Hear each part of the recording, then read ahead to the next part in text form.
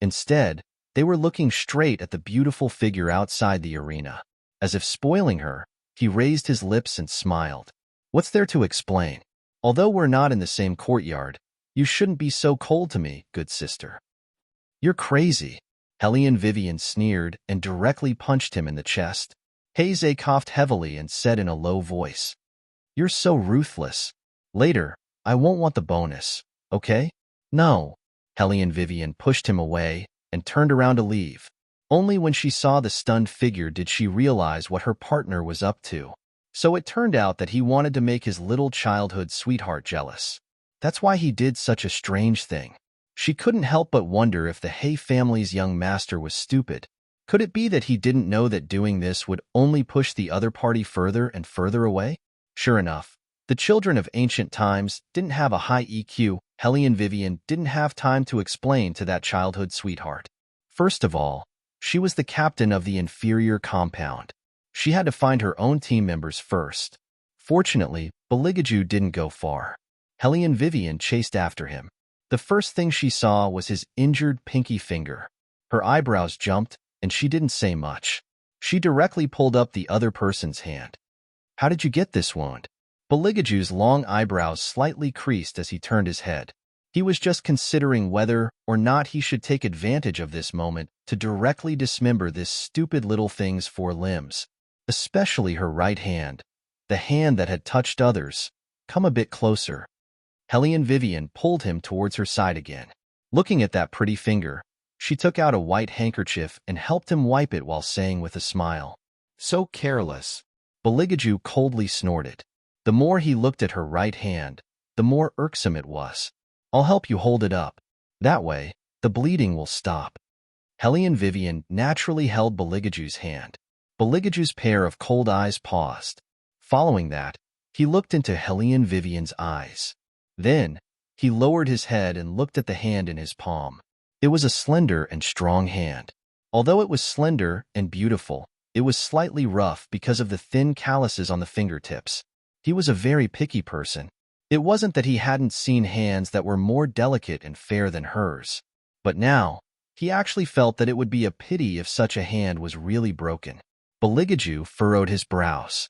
He thought to himself, "I'll give her one last chance. If she's still like this next time, I'll throw the man she touched into the sea to feed the fish. Or I'll just lock her up in my palace. I can build a golden cage for her and then strip her of all her clothes." No one would like someone to touch their prey. This was even more so for him. The competition is about to start. Let's go over first. After Hellion Vivian lowered her head to stop Beligaju's bleeding, her first reaction was to bring her team members to the next venue.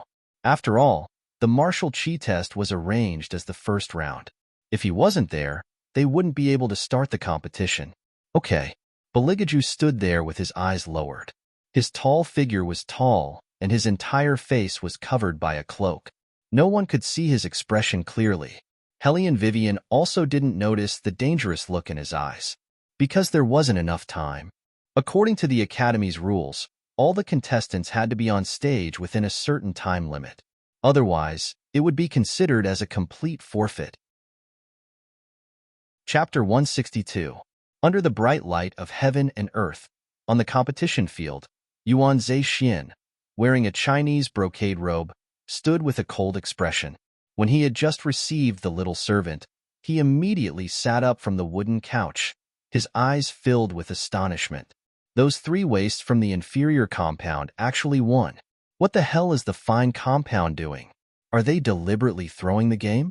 Yuan Zhe-Xian impatiently wrinkled his brows, then sneered. How could he forget? The order of appearance can sometimes affect a team's morale. In the first 2 matches, the martial chi competition was placed at the end. In other words, Haze didn't even appear. If he appeared, it definitely wouldn't be this kind of result. Thinking like this, Yuan Ling Xian once again mockingly curved his thin lips. Those wastes from the inferior compound actually had quite good luck. Twice in a row, they were able to bask in the glory of the competition system. However, this time, they shouldn't even think about taking advantage of the situation anymore. Presumably, they themselves also knew, so they didn't even dare to come. Yuan Lingxian disdainfully looked at the inferior compound's empty competition area. His voice lazily dragged out as he spoke to the nearby Tu Su Feng.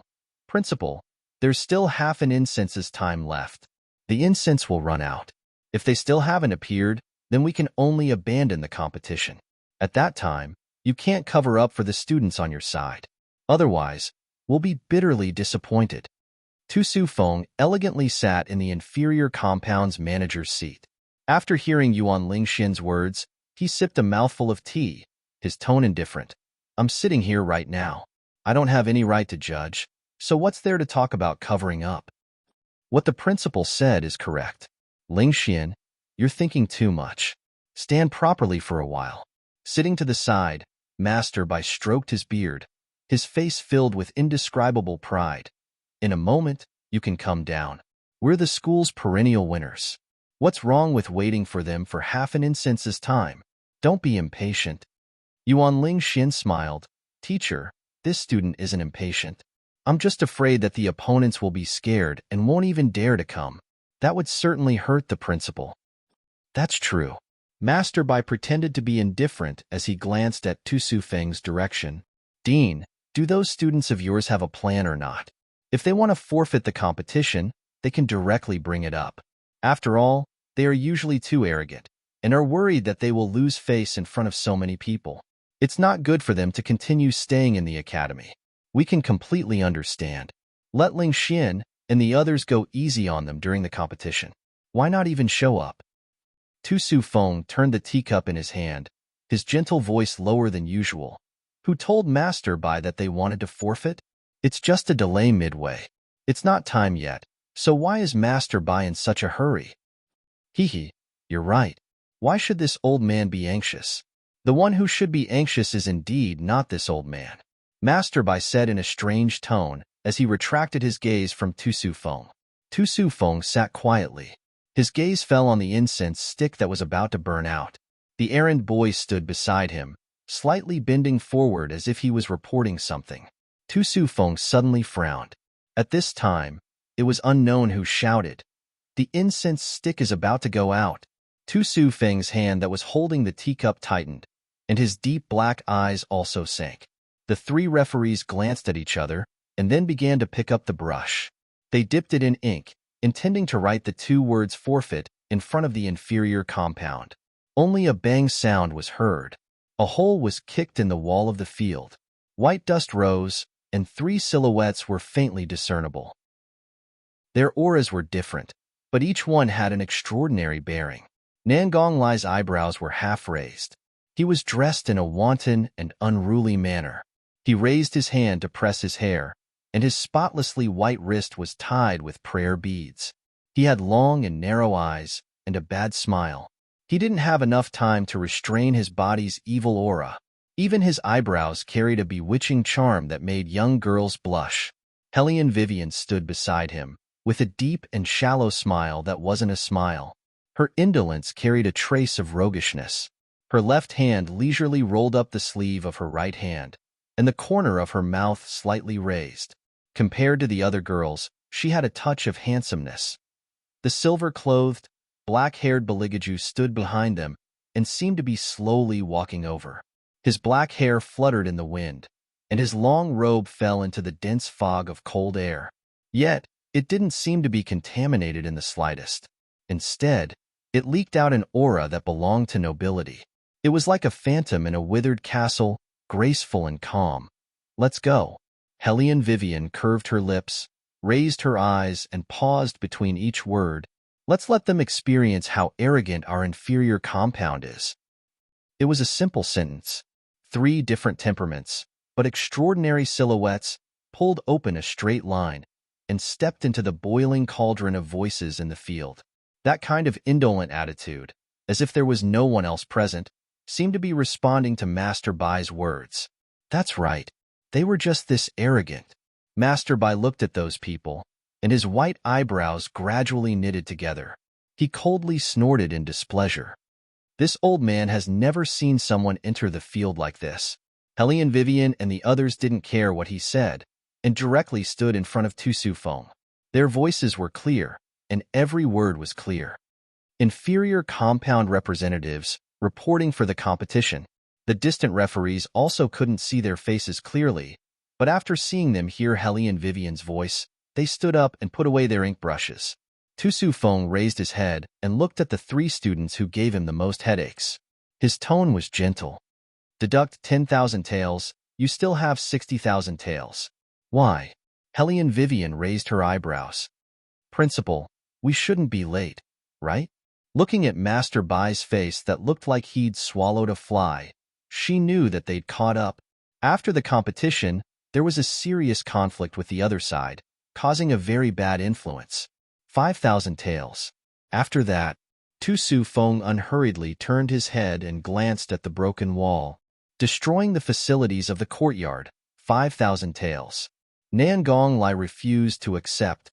We were taking a shortcut. If they hadn't kicked the wall, they wouldn't have made it in time. Moreover, the most important thing was that kicking the wall out was more eye-catching, wasn't it? Tu Su Feng glanced at Nangong Lai, looking like he was considering whether or not to deduct the remaining 5,000 taels. Helly and Vivian gave Nangong Lai a thumbs up. Nangong Lai's lips curved into a smile, more brilliant than at any other time. Tu Su Feng put down the teacup in his hand, his tone unhurried. Refuting the teacher, add 5,000 taels. Nangong Lai, Helly and Vivian. Fuck. What happened to not punishing them? Okay, it's your turn.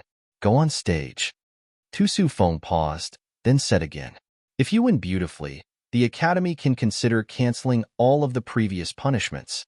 Sir Principal, your method of hitting with a stick and then giving a box of dates is too good. At least 2 of the 3 immediately ignited an unusual little universe, their eyes shining as they looked towards Yuan Ling Xian on the stage. The corners of Yuan Ling Xian's mouth hooked up, as if he didn't put them in his eyes at all. His attitude was perfunctory. Since you've come, then hurry up and fight. After you're done, I can still go back and take a nap. Chapter 163. The teacher looked at the referees at his side and nodded. He stood up and heavily coughed twice. Following the sound of those 2 dry coughs, the entire venue regained its tranquility. The teacher's severe gaze looked all around. After seeing that everyone was absolutely silent, he laughed. The finals of the Academy, the superior compound versus the inferior compound. The first round, the martial chi test, now begins. After saying this, the teacher returned to his original position. Master Bai felt that he didn't even need to watch the first round. That was the Yuan family's most outstanding genius. His martial chi attainment was only below Morong Changfeng's. In the entire academy, it was hard to find someone stronger than him, let alone a waste from the inferior compound. What he was concerned about was the second round of the armament competition. It wasn't because of anything else. It was just that the armament competition was different from the other 2 rounds. A written exam was added in the finals. He was afraid that when the time came, it would take too long and the students on their side would become impatient. Thinking about it, the result was already predestined. If he still had to take time out to compete with this group of people who didn't even understand what armament competition was, it was simply a waste of time. He might as well sleep a bit more. Master Bai shook his head. He simply held the purple clay teapot in his hand and began to close his eyes to rest. The spectators watched and let out a long sigh. Look at how relaxed Master Bai is. He doesn't even need to instruct and let young Master Yuan directly go on stage. I reckon that the champion this time will definitely be the superior compound. That's for sure. The first 2 rounds were all divination rounds first. The martial chi test was left to the end. The inferior compound could still deal with it, but the finals are different. The first round is martial chi. Losing the first round is equivalent to losing half of the competition. That's right. That person from the inferior compound, do you know his background? What level of martial artist is he? He's so bold, going up against young Master Yuan as soon as he comes up. I don't know his background, but last time I looked at the Academy's information, it seems he's Earth rank. Ha ha ha. Earth rank? Then he's in trouble. Young Master Yuan won't be lenient. Speaking of which, the inferior compound also won the first 2 rounds. This person doesn't seem to have participated in the competition. No matter whether he participated or not, he's dead. Don't forget, that's young Master Yuan. Everyone discussed spiritedly. All of them rejoiced in the misfortune of others. However, when he saw the figure behind him, he couldn't help but gulp. Bailey Jiaju slowly walked up to the competition stage. His long robe outlined the contours of his shoulders, his tall and straight back, as he stood under the golden dusk, so beautiful that even the heavens and the earth seemed to have lost its place. The people around him automatically made way for him. In his eyes, there didn't seem to be so many people, and Yuan Ling Xian didn't exist. His gaze was as usual, sharp, cold, noble, and even some unfathomable emotions. Because of this, it made Yuan Ling Xian gnash his teeth in anger. He was born a proud son of heaven, which one of the officials, big or small, didn't have to look at his face in order to pass their days. Even in the White Academy, the students of these 4 courtyards had to listen to his commands. This poor and pedantic brat actually dared to embarrass him. Yuan Ling Xian didn't believe that an Earth-stage martial artist was worthy of his attention. If it wasn't for this brat being too arrogant, he wouldn't even have thought of stepping onto the stage. But now, he really wanted to beat him into a meat patty, especially with that arrogant face of his. He'd definitely properly greet him. Yuan Ling Xian took a step forward, lifting his eyelids to look at Beligaju. You should now know the difference between you and this young master. Daring to provoke this young master on the first day, I have to say that you really don't fear death. If I were you, I'd forfeit right now. At the very least, you'd be able to preserve your life. Of course, if you kneel and beg this young master in a moment, this young master can actually leave you half a life. Hearing these words, the first to react wasn't Beligaju, but rather the 7th prince sitting in the superior compound's reserve team. The little one stood up all of a sudden, with an expression like the end of the world had arrived. He actually dared to make 3rd brother kneel to him. This child of the Yuan family had gone crazy. This won't do. After the competition, he definitely had to cut off all relations with the superior compound, so as to avoid 3rd brother's collective retaliation. 3rd brother had never been the kind of person to just beat someone up and leave it at that. What followed after the fight was the most torturous. For example, making him strip naked and do the little frog dance. Oh, heavens! He simply didn't want to remember anymore. The little 7th prince hugged his own bald head and swayed back and forth. His small body was somewhat unable to stand, but his 2 cheeks were puffed up in an adorable manner. It had to be said that this Yuan Ling Xian was too stupid. Really, especially stupid. Nangonglai also thought so. He slowly pulled out a smile, carrying a playful and icy coldness. Putting aside the fire Qilin, just that man's unfathomable martial chi alone, even 10 Yuan Ling Xians wouldn't be enough for him to beat him up. Heh, what kind of reaction would the royal family have? Nangonglai turned his head and looked at Beligaju's side profile that had turned cold. Yuan Ling Xian still wasn't afraid of death, chirping noisily there. After waiting for him to show off enough, Beligaju finally slowly opened his mouth, only saying 3 words. Who are you? Who are you? Who are you? Who are you? Yuan Ling Xian's expression began to crack. PFFF, Ellie and Vivian, who'd heard everything from beginning to end, couldn't hold back. She clutched her stomach and laughed. Instant kill. Absolute instant kill. When you hate someone to death, the other party actually asks you who you are. That kind of feeling couldn't be described with words. Yuan Ling Xian's face changed from red to white, then from white to black, changing back and forth. It wasn't brilliant at all. Beligaju still had an appearance that didn't concern him. His handsome side profile was so clean that one could practically see the fine hairs on his face. Yuan Ling Xian was thoroughly enraged. His left hand tightly clenched, then he flipped it up. A crisp swish sounded. The long whip in his hand revealed its shape with a swish. The body of the whip carried sharp thorns, emitting a golden light. Heavens, gold rank. This is the first time I've seen the legendary gold rank.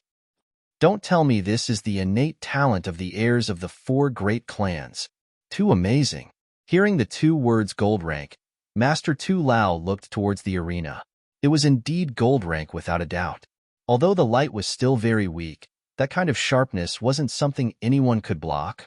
It looked like the inferior compound, who'd rushed out like a dark horse, was bound to lose this round.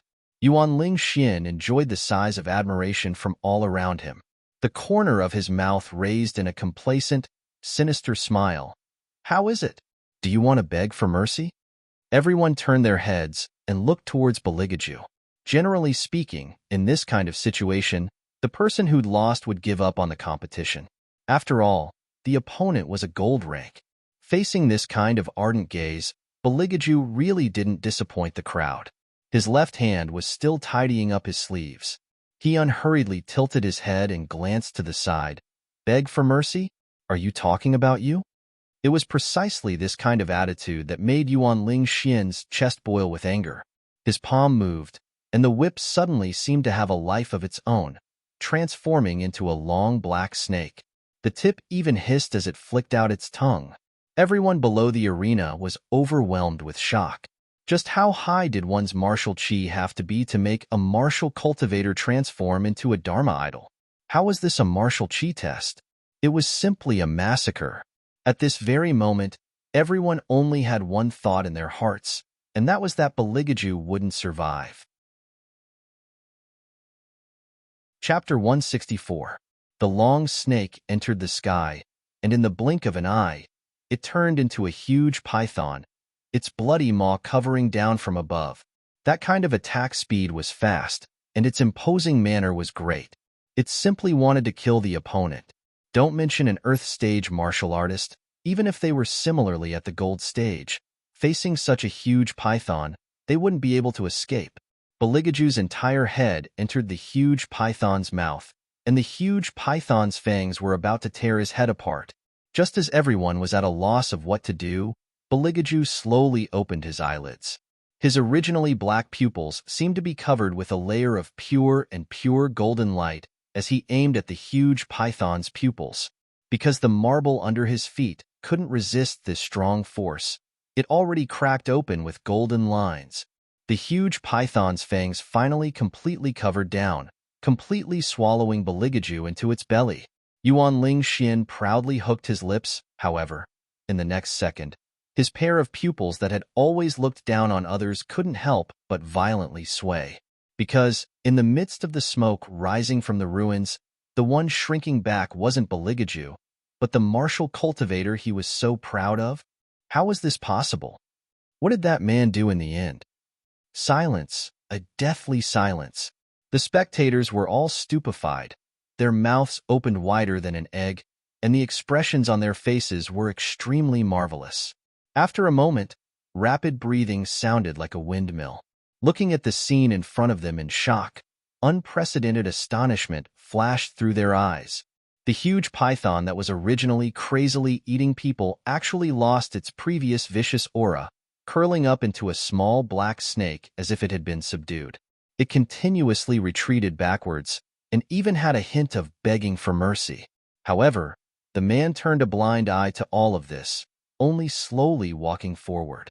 His blue clothes wrapped around his slender figure, and his pure white fur cloak fluttered in the wind, revealing an ice-cold murderous aura. His expression was as indifferent as before, and the curve at the corner of his mouth mixed with a kind of calmness and elegance. It was as if the vicissitudes of life and the scattering of ashes were all but a snap of his fingers. The snake's shadow retreated, only leaving behind pieces of martial cultivators under his feet. Yuan Ling Xian held up those pieces of tungsten with heartache, and just as he was about to say something, he discovered that he couldn't raise his right hand. Creak. Black Sol stepped on the ground. Only now did Yuan Ling Xian realize that not only was his opponent destroyed by his beloved armament, what was even more frightening was that his right hand couldn't even move. Could it be that he was also from the four great clans? No. Impossible. He had seen all the people from the four great clans. The only one whose inner strength was above his was Murong Changfeng. Furthermore, this person had never appeared in the insignia of the four great clans before. Then who was he? In the Dragon War Empire, was there anyone more powerful than the four great families? Damn it! As if he wanted to spit out the shock in his heart, Yuan Ling Xian madly roared. his voice trembling somewhat hard to conceal. There was a fishy taste in his throat, and a mouthful of blood overflowed from the corner of his mouth. Unable to hold on any longer, he was shaken out of the arena by the indescribable martial qi. His entire body moved towards Master Bai's side. Victory and defeat had already been decided. Master Bai subconsciously wanted to reach out and take it, but his palm followed with numbness, and his face was filled with unspeakable surprise. This was residual energy. Even he couldn't resist the remaining qi. How could this be? Whoosh! The crowd was in an uproar. Almost all of them stood up. Even Master Tu Lao, who was sitting in the judging panel. Genius. This is definitely a genius. Did you guys see? The people who held their breaths could no longer control their excited emotions, and the arena immediately sunk into an indescribable excitement. It was precisely because Baligaju hadn't participated in a single martial qi test before. That was why he was able to achieve this kind of breathtaking effect. If it was before this competition, they were still doubting Baligaju's ability. Now they were shaken to the point that even their blood was boiling. Just like what Master Tu Lao said, this was definitely a genius. Among them, the people from the superior compound and fine compound were so embarrassed that their faces were somewhat purple, as if they had been slapped in front of everyone. The good compound, on the other hand, had been applauding the entire time, because ever since the first competition, they had been thoroughly conquered by the inferior compound, and even said that they would follow the inferior compound in the future. There were even a few students who ran over to ask Nangong Lai if they would accept any younger brothers. Nangong Lai blew his hair and was just about to refuse. Helian Vivian faintly smiled and said one word, accept. Tu Su Feng listened to the sounds all around like a tide, and when he heard what was said, he sipped a mouthful of tea, and his eyes slightly brightened. This was Baligaju, the invincible Shan Dao of those years. For so many years, he had lost his martial qi and trapped himself in the palace. He hadn't moved a single hand, to the extent that everyone had forgotten how terrifying he was when he moved. In the distance, the person who was currently watching this scene, the paper umbrella in his hand heavily fell to the ground, and his pupils swayed back and forth. Elder Huan, this? Heavens, Dragon War Empire still had this kind of genius? Why wasn't he in their battle spirit forces? Logically speaking, for someone of this level, it was impossible to not be noticed. Huan Mingxiang stroked his shining white beard, his long sleeves floating in the air, like an immortal. Now, do you still feel that these people from the inferior compound don't have the qualifications to replace the superior compound students and enter our battle spirit forces? The person choked at Huan Mingxiang's words and let out a long sigh. However, as rational as he was still very cautious. This only proves that he can. I still haven't seen the other people's abilities. Then continue to watch. Huan Mingxiang stood steadily, but his heart was somewhat apprehensive. If that girl was competing in martial qi, he wasn't worried at all, but martial cultivation really wasn't something that ordinary people could play with. Especially after this competition, the people from the superior compound would very likely change their competitors. If that was the case, then the person she would face would be Morong Changfeng. Excluding the Wu Shuang Gongzi from the martial cultivation aristocratic family, Morong Changfeng, this person, was the most talented person in martial cultivation that they had discovered so far. It could be seen how powerful he was. In addition, he was Master Tu Lao's disciple. Huan Mingxiang almost suspected that this competition would present a one-sided situation. And Helian Vivian herself wasn't worried at all, directly walking towards Baligaju. Her walking posture was very handsome, as if she was leisurely taking a stroll in the back garden. Only when she arrived in front of Bailey Han Bing did she stop her footsteps, freeing one hand and raising it high. Baligaju also curved his lips, slightly raising his slender left hand. Pa! A handsome clap of hands sounded. The two people's bodies unexpectedly carried the same languid aura, almost making people feel that they were very compatible when standing together. Okay, it's my turn. Helian Vivian brushed her sleeves, the corners of her mouth carrying a smile, emitting a faint evil aura. Chapter 165. On the other side, people were still silent, unable to extricate themselves from the shock of the previous match. On the other side, Helly and Vivian had already lightly jumped onto the stage. The teacher standing at the side stared blankly, as if he had just recovered from the previous match. He hurriedly adjusted his reading glasses, cleared his throat, and said, "The first match, the inferior compound wins. The second match, the armament test, please prepare to enter the stage." Right now, the superior compound is under a lot of pressure. The figure stood up and faced Master Bai's direction to look. After that, he sat down again, his face calm and collected. This match is of the utmost importance to the entire competition. Even if the contestant chosen before is more powerful than the opponent's contestant, they'll still change people. Those new students from the superior compound were clearly a bit flustered from the blow of that match just now. The higher one stands, the more they can't afford to lose. For so many years, they haven't lost once. However, it doesn't matter. Every team will have their own soul. The soul of this team from the superior compound is none other than Morong Changfeng. The one surnamed Bai will definitely send Morong Changfeng out. Not only is it for the sake of winning, but it's also for the sake of reigniting the superior compound's morale.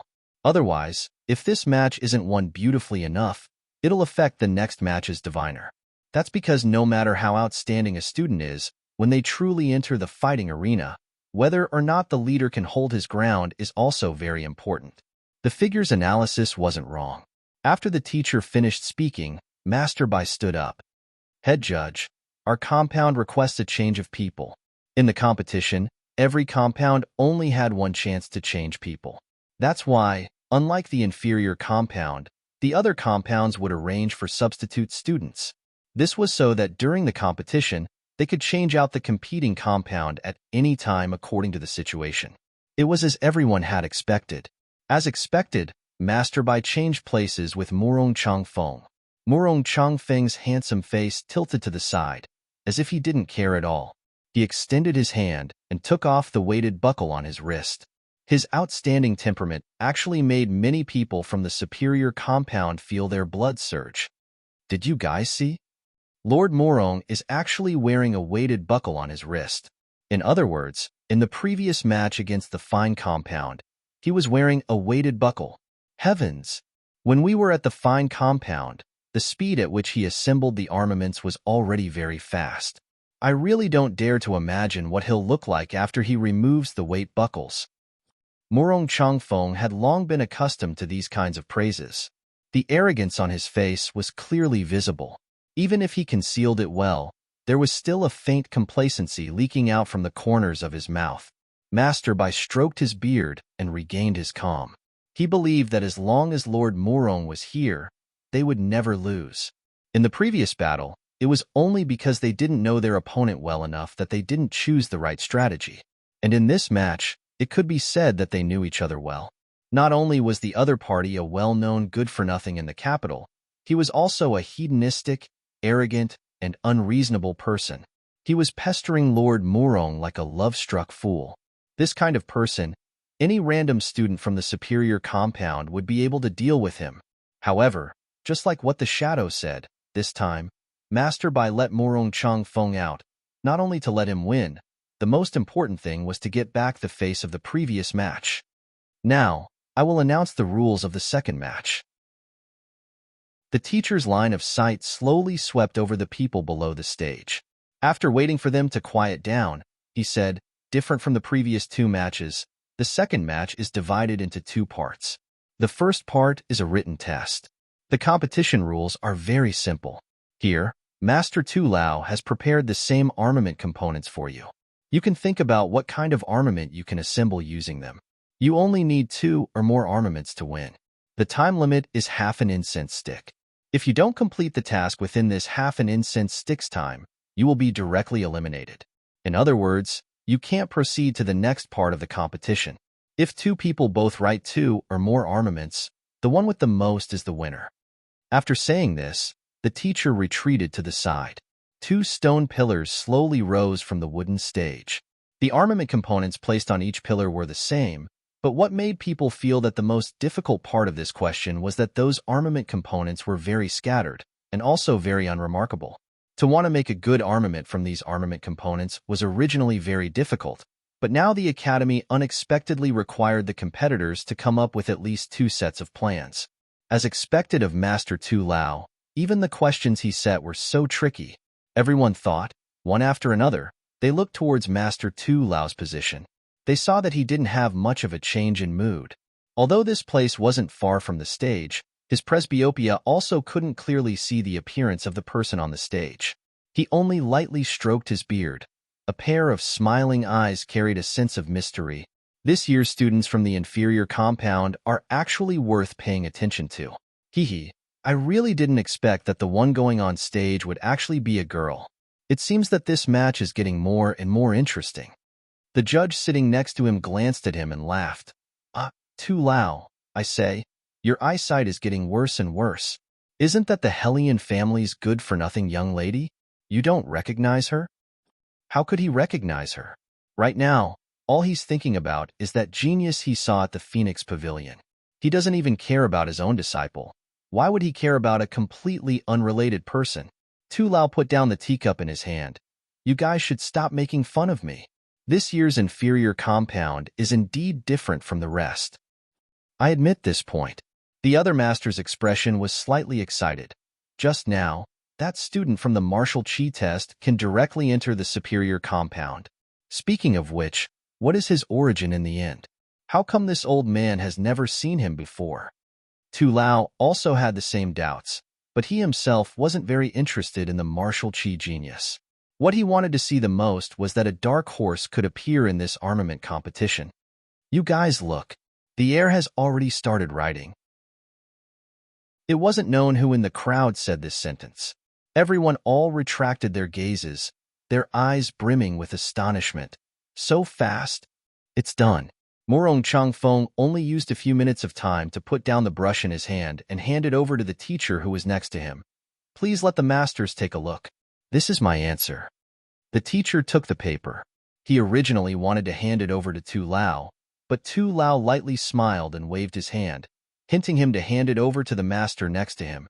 As expected of your disciple, in such a short time, he came up with 3 sets of plans. The master who took the paper shook his head with envy in his eyes. This is simply a sure win. Regarding this kind of result, Tu Lao wasn't surprised. The corners of his mouth curved up. He still knew this disciple's ability, and it was indeed not bad. Chapter 166. But how could he be so assured that his opponent wouldn't overtake him? Without waiting for the paper to be collected, he had the teacher hand it in first. Sigh. It was still those old words. Everything about this disciple of his was good, but his temperament was too impatient, too condescending. But it was also because Morong Changfeng handed in his paper early that the audience below was like boiling water, their voices loud and dry. Lord Morong has won for sure. Ha! Up until now, that woman hasn't even moved her brush. Only now did people notice that Hellion Vivian, who was standing to the side, really hadn't even moved her brush. Her fingers were only nimbly turning those armament components. Her thin lips seemed to be smiling, and no one knew what she was thinking. The judge wrinkled his brows and faintly reminded, there isn't much time left in this competition. I hope that the contestants can hurry up a bit. If they haven't handed in their paper by the time, we'll determine that they've been eliminated. She probably finally knew how to be nervous. Hellion Vivian finally picked up the brush, but her long, shapely eyebrows were wrinkled into a ball. That appearance seemed to indicate that this question was very difficult. Huan Mingxiang, who was standing not far away and watching the competition, let out a long sigh. This kind of question is indeed too difficult for a novice armament cultivator. Elder Huan also believes that this competition is won by the superior compound. The figure faintly smiled. This time, I reckon that the superior compound is truly displaying their original strength. However, the people from the inferior compound are also not bad. To be able to compare to the superior compound to this extent, losing a match can't be considered too shameful. There's still the last fifth of time left. The judge looked at the sandalwood that was about to burn out and broke out in cold sweat for Helene Vivian. But looking at Helene Vivian's appearance, it seemed that she was still struggling with her brush. The people below the stage were already laughing. What did I say? She'll definitely make a fool of herself. Someone who relies on currying favor with others to come participate in the armament competition. This is originally a joke. Sister Jiaoer, you should also stop her. Helene Jiaoer gently smiled. How can I stop her? Eldest sister has always liked this kind of situation. She was implying that Helene Vivian liked to be in the limelight. Naturally, the young misses of the officials also heard it. They all picked up their fans to cover the ridicule at the corners of their mouths. The little seventh prince stared at the southeast corner of his body and found that his third brother's eyes were deeper than ever. Could it be that he had some sort of backup plan? He seemed to have noticed the little one's gaze. Beligaju slowly raised his eyes. The little seventh prince paused for a moment and immediately sat up straight. His round canine teeth were exposed as he stared seriously at the spectator stand. Why did he feel that the woman's expression was very similar to the expression of the dean when he was giving him homework? He didn't like to write either, especially writing a long paragraph of words. Just thinking about it made him feel terrified. Could it be that the woman was so slow because she didn't know how to write? The seventh prince's bald little head fiercely wrinkled his little eyebrows. Then after the competition was over, he must properly get to know this woman. After all, it was simply too difficult to find someone in the academy whose handwriting was uglier than his. The last bit of incense fell to the ground. Pa. Helene Vivian finally put down the brush in her hand before the incense burned out. Murong Changfeng coldly glanced at her. Your luck is pretty good. He thought that she would definitely be eliminated. He didn't expect that she would actually catch up at the last moment. However, even if it was like this, she would only be a joke. He knew better than anyone how much weight she had. Last time in Armament City, she was merely a blind cat that ran into a dead mouse. This time, when he saw her write the test paper, he could clearly see that she was in a difficult situation. Maybe the answers that were handed in were all randomly made up by her. A person like her was indeed only worthy of that poor and pedantic brat. Only. Murong Changfeng looked at the side of her face that seemed to be stained with light under the sun. His hands clenched, and he unexpectedly couldn't control himself as he said, Helene Vivian, I'll give you one last chance. If you turn back, this lord will take into account our past relationship and make you lose less miserably. Ha ha ha, woman. What did I hear? This man actually used this kind of method to make you turn back. Yuan Ming's voice came from the celestial boundary space. His gaze was evil. How about it? Do you want to become the Lord's wife that everyone looks up to? Helene Vivian indifferently retracted her gaze and looked at Murong Changfeng. Her smiling face was light, as if she was replying to Yuan Ming's words, but also as if she was saying to Murong Changfeng, this is simply the best joke I've ever heard. Murong Changfeng's back suddenly stiffened. His handsome side profile also became gloomy in that split second. The two people's voices were very small. The others didn't know what they were saying. They only saw them standing side by side. That kind of posture unexpectedly had a somewhat unclear lingering flavor. It can't be. Even now, that woman still can't forget Lord Murong. It's only a short time of waiting, yet she's rushing to talk to Lord Murong. She really has opened our eyes. A young girl who normally liked Murong Changfeng very much sneered. Her words clearly looked down on Helene Vivian. The person sitting next to her was also from the superior compound. He lightly laughed. I reckon she feels that she's going to lose and is currently asking Lord Murong to comfort her. Lord Murong wouldn't comfort a good-for-nothing. The young girl blew on her red fingers. She clearly came here to make a fool of herself. In a moment, when the answer is announced, we'll just wait for her to lose face. Nangonglai listened to those discussions. Nangonglai pretended to let out a long sigh. His body casually leaned backwards, his two hands behind his head. His thin lips carried an evil aura. Intentionally or unintentionally, he looked towards Beligaju. AI, unforgettable old feelings, unforgettable old feelings. It looks like I have to prepare to go on stage in a moment. Love can make a woman completely lose her ability to judge, so much so that she can't distinguish between friend and foe. Captain clearly intends to throw the game. Aju, what do you say? Beligaju was somewhat absent-minded. He slightly leaned his body. His deep eyes flashed with a strange vastness as he sank into contemplation. Suddenly, he crossed his hands and supported his chin. The corners of his mouth slowly pulled out an ice-cold smile. I said, "You better shut up." After saying this, he stood up. Aju, where are you going? Nangong Lai was excited. Was he going to duel? For the sake of stealing a woman or something? Beligaju glanced back. Even though he was draped in a long windbreaker, one could still feel his tall and straight back. His muscles were distinct and well-built. That pure and resolute ancient aura was displayed on his body. That was the elegance accumulated over the years. He slowly curved his thin lips. His gaze on Hellion Vivian's body emitted a demonically cold light. Chapter 167. Beligaju lowered his eyes, his black hair falling down, making people unable to see his expression. Go get a bird cage. When did you become interested in raising birds? Nangong Lai oddly raised his eyebrows. Beligaju's voice was neither fast nor slow. It's not birds, it's people. Hearing this, Nangong Lai's scalp went numb. No, it can't be what I think it is. Aju flew into a rage out of humiliation, planning to lock up the eldest miss of the Hellion family and raise her. Listen to me, I was just joking. Nangong Lai immediately grabbed Nangongju's arm, his whole body itching to wrap around him, just to hold him back. Captain definitely won't be lenient. Did you forget? What she loves the most is money. Who knows what rank that guy Morong Changfeng will be? Beligaju deeply looked at him, just when Nangong Lai was about to be unable to hold on after being stared at by him. Beligaju finally sat back down, his eyes cold. You're right. Huh. Nangong Lai swallowed his saliva. In fact, he already forgot what he just said. Beligaju extended his hand, wanting to turn the ring on his finger, but discovered that there was a thin piece of white cloth tied there. His black eyes deepened. What she loves the most is money. Who knows what rank the others will be?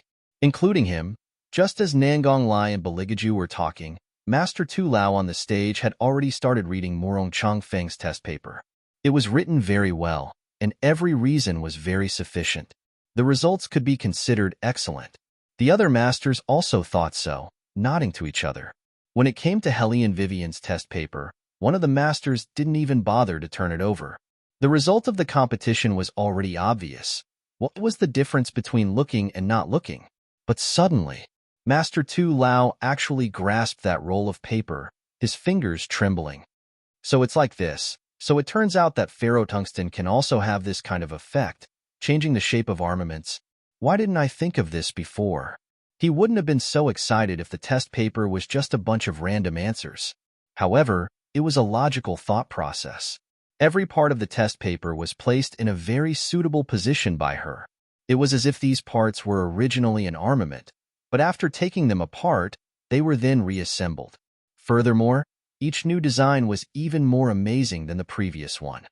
What was most inconceivable was that she had actually written an entire page with no less than 8 sets of proposals. Even he could only think of 7 sets at most. This girl actually. What was even more shocking was that she even added a note at the end. There are other solutions, but this brush writing is too confusing. I suggest that the masters change to oral answers in the future. Thank you. There was another plan. How was that possible? The person sitting next to Master Tu Lao was also shocked. They looked at each other in dismay, their eyes trembling. Hellion Vivian? Master Tu Lao muttered this name, his fingers clenching. This person is definitely a genius.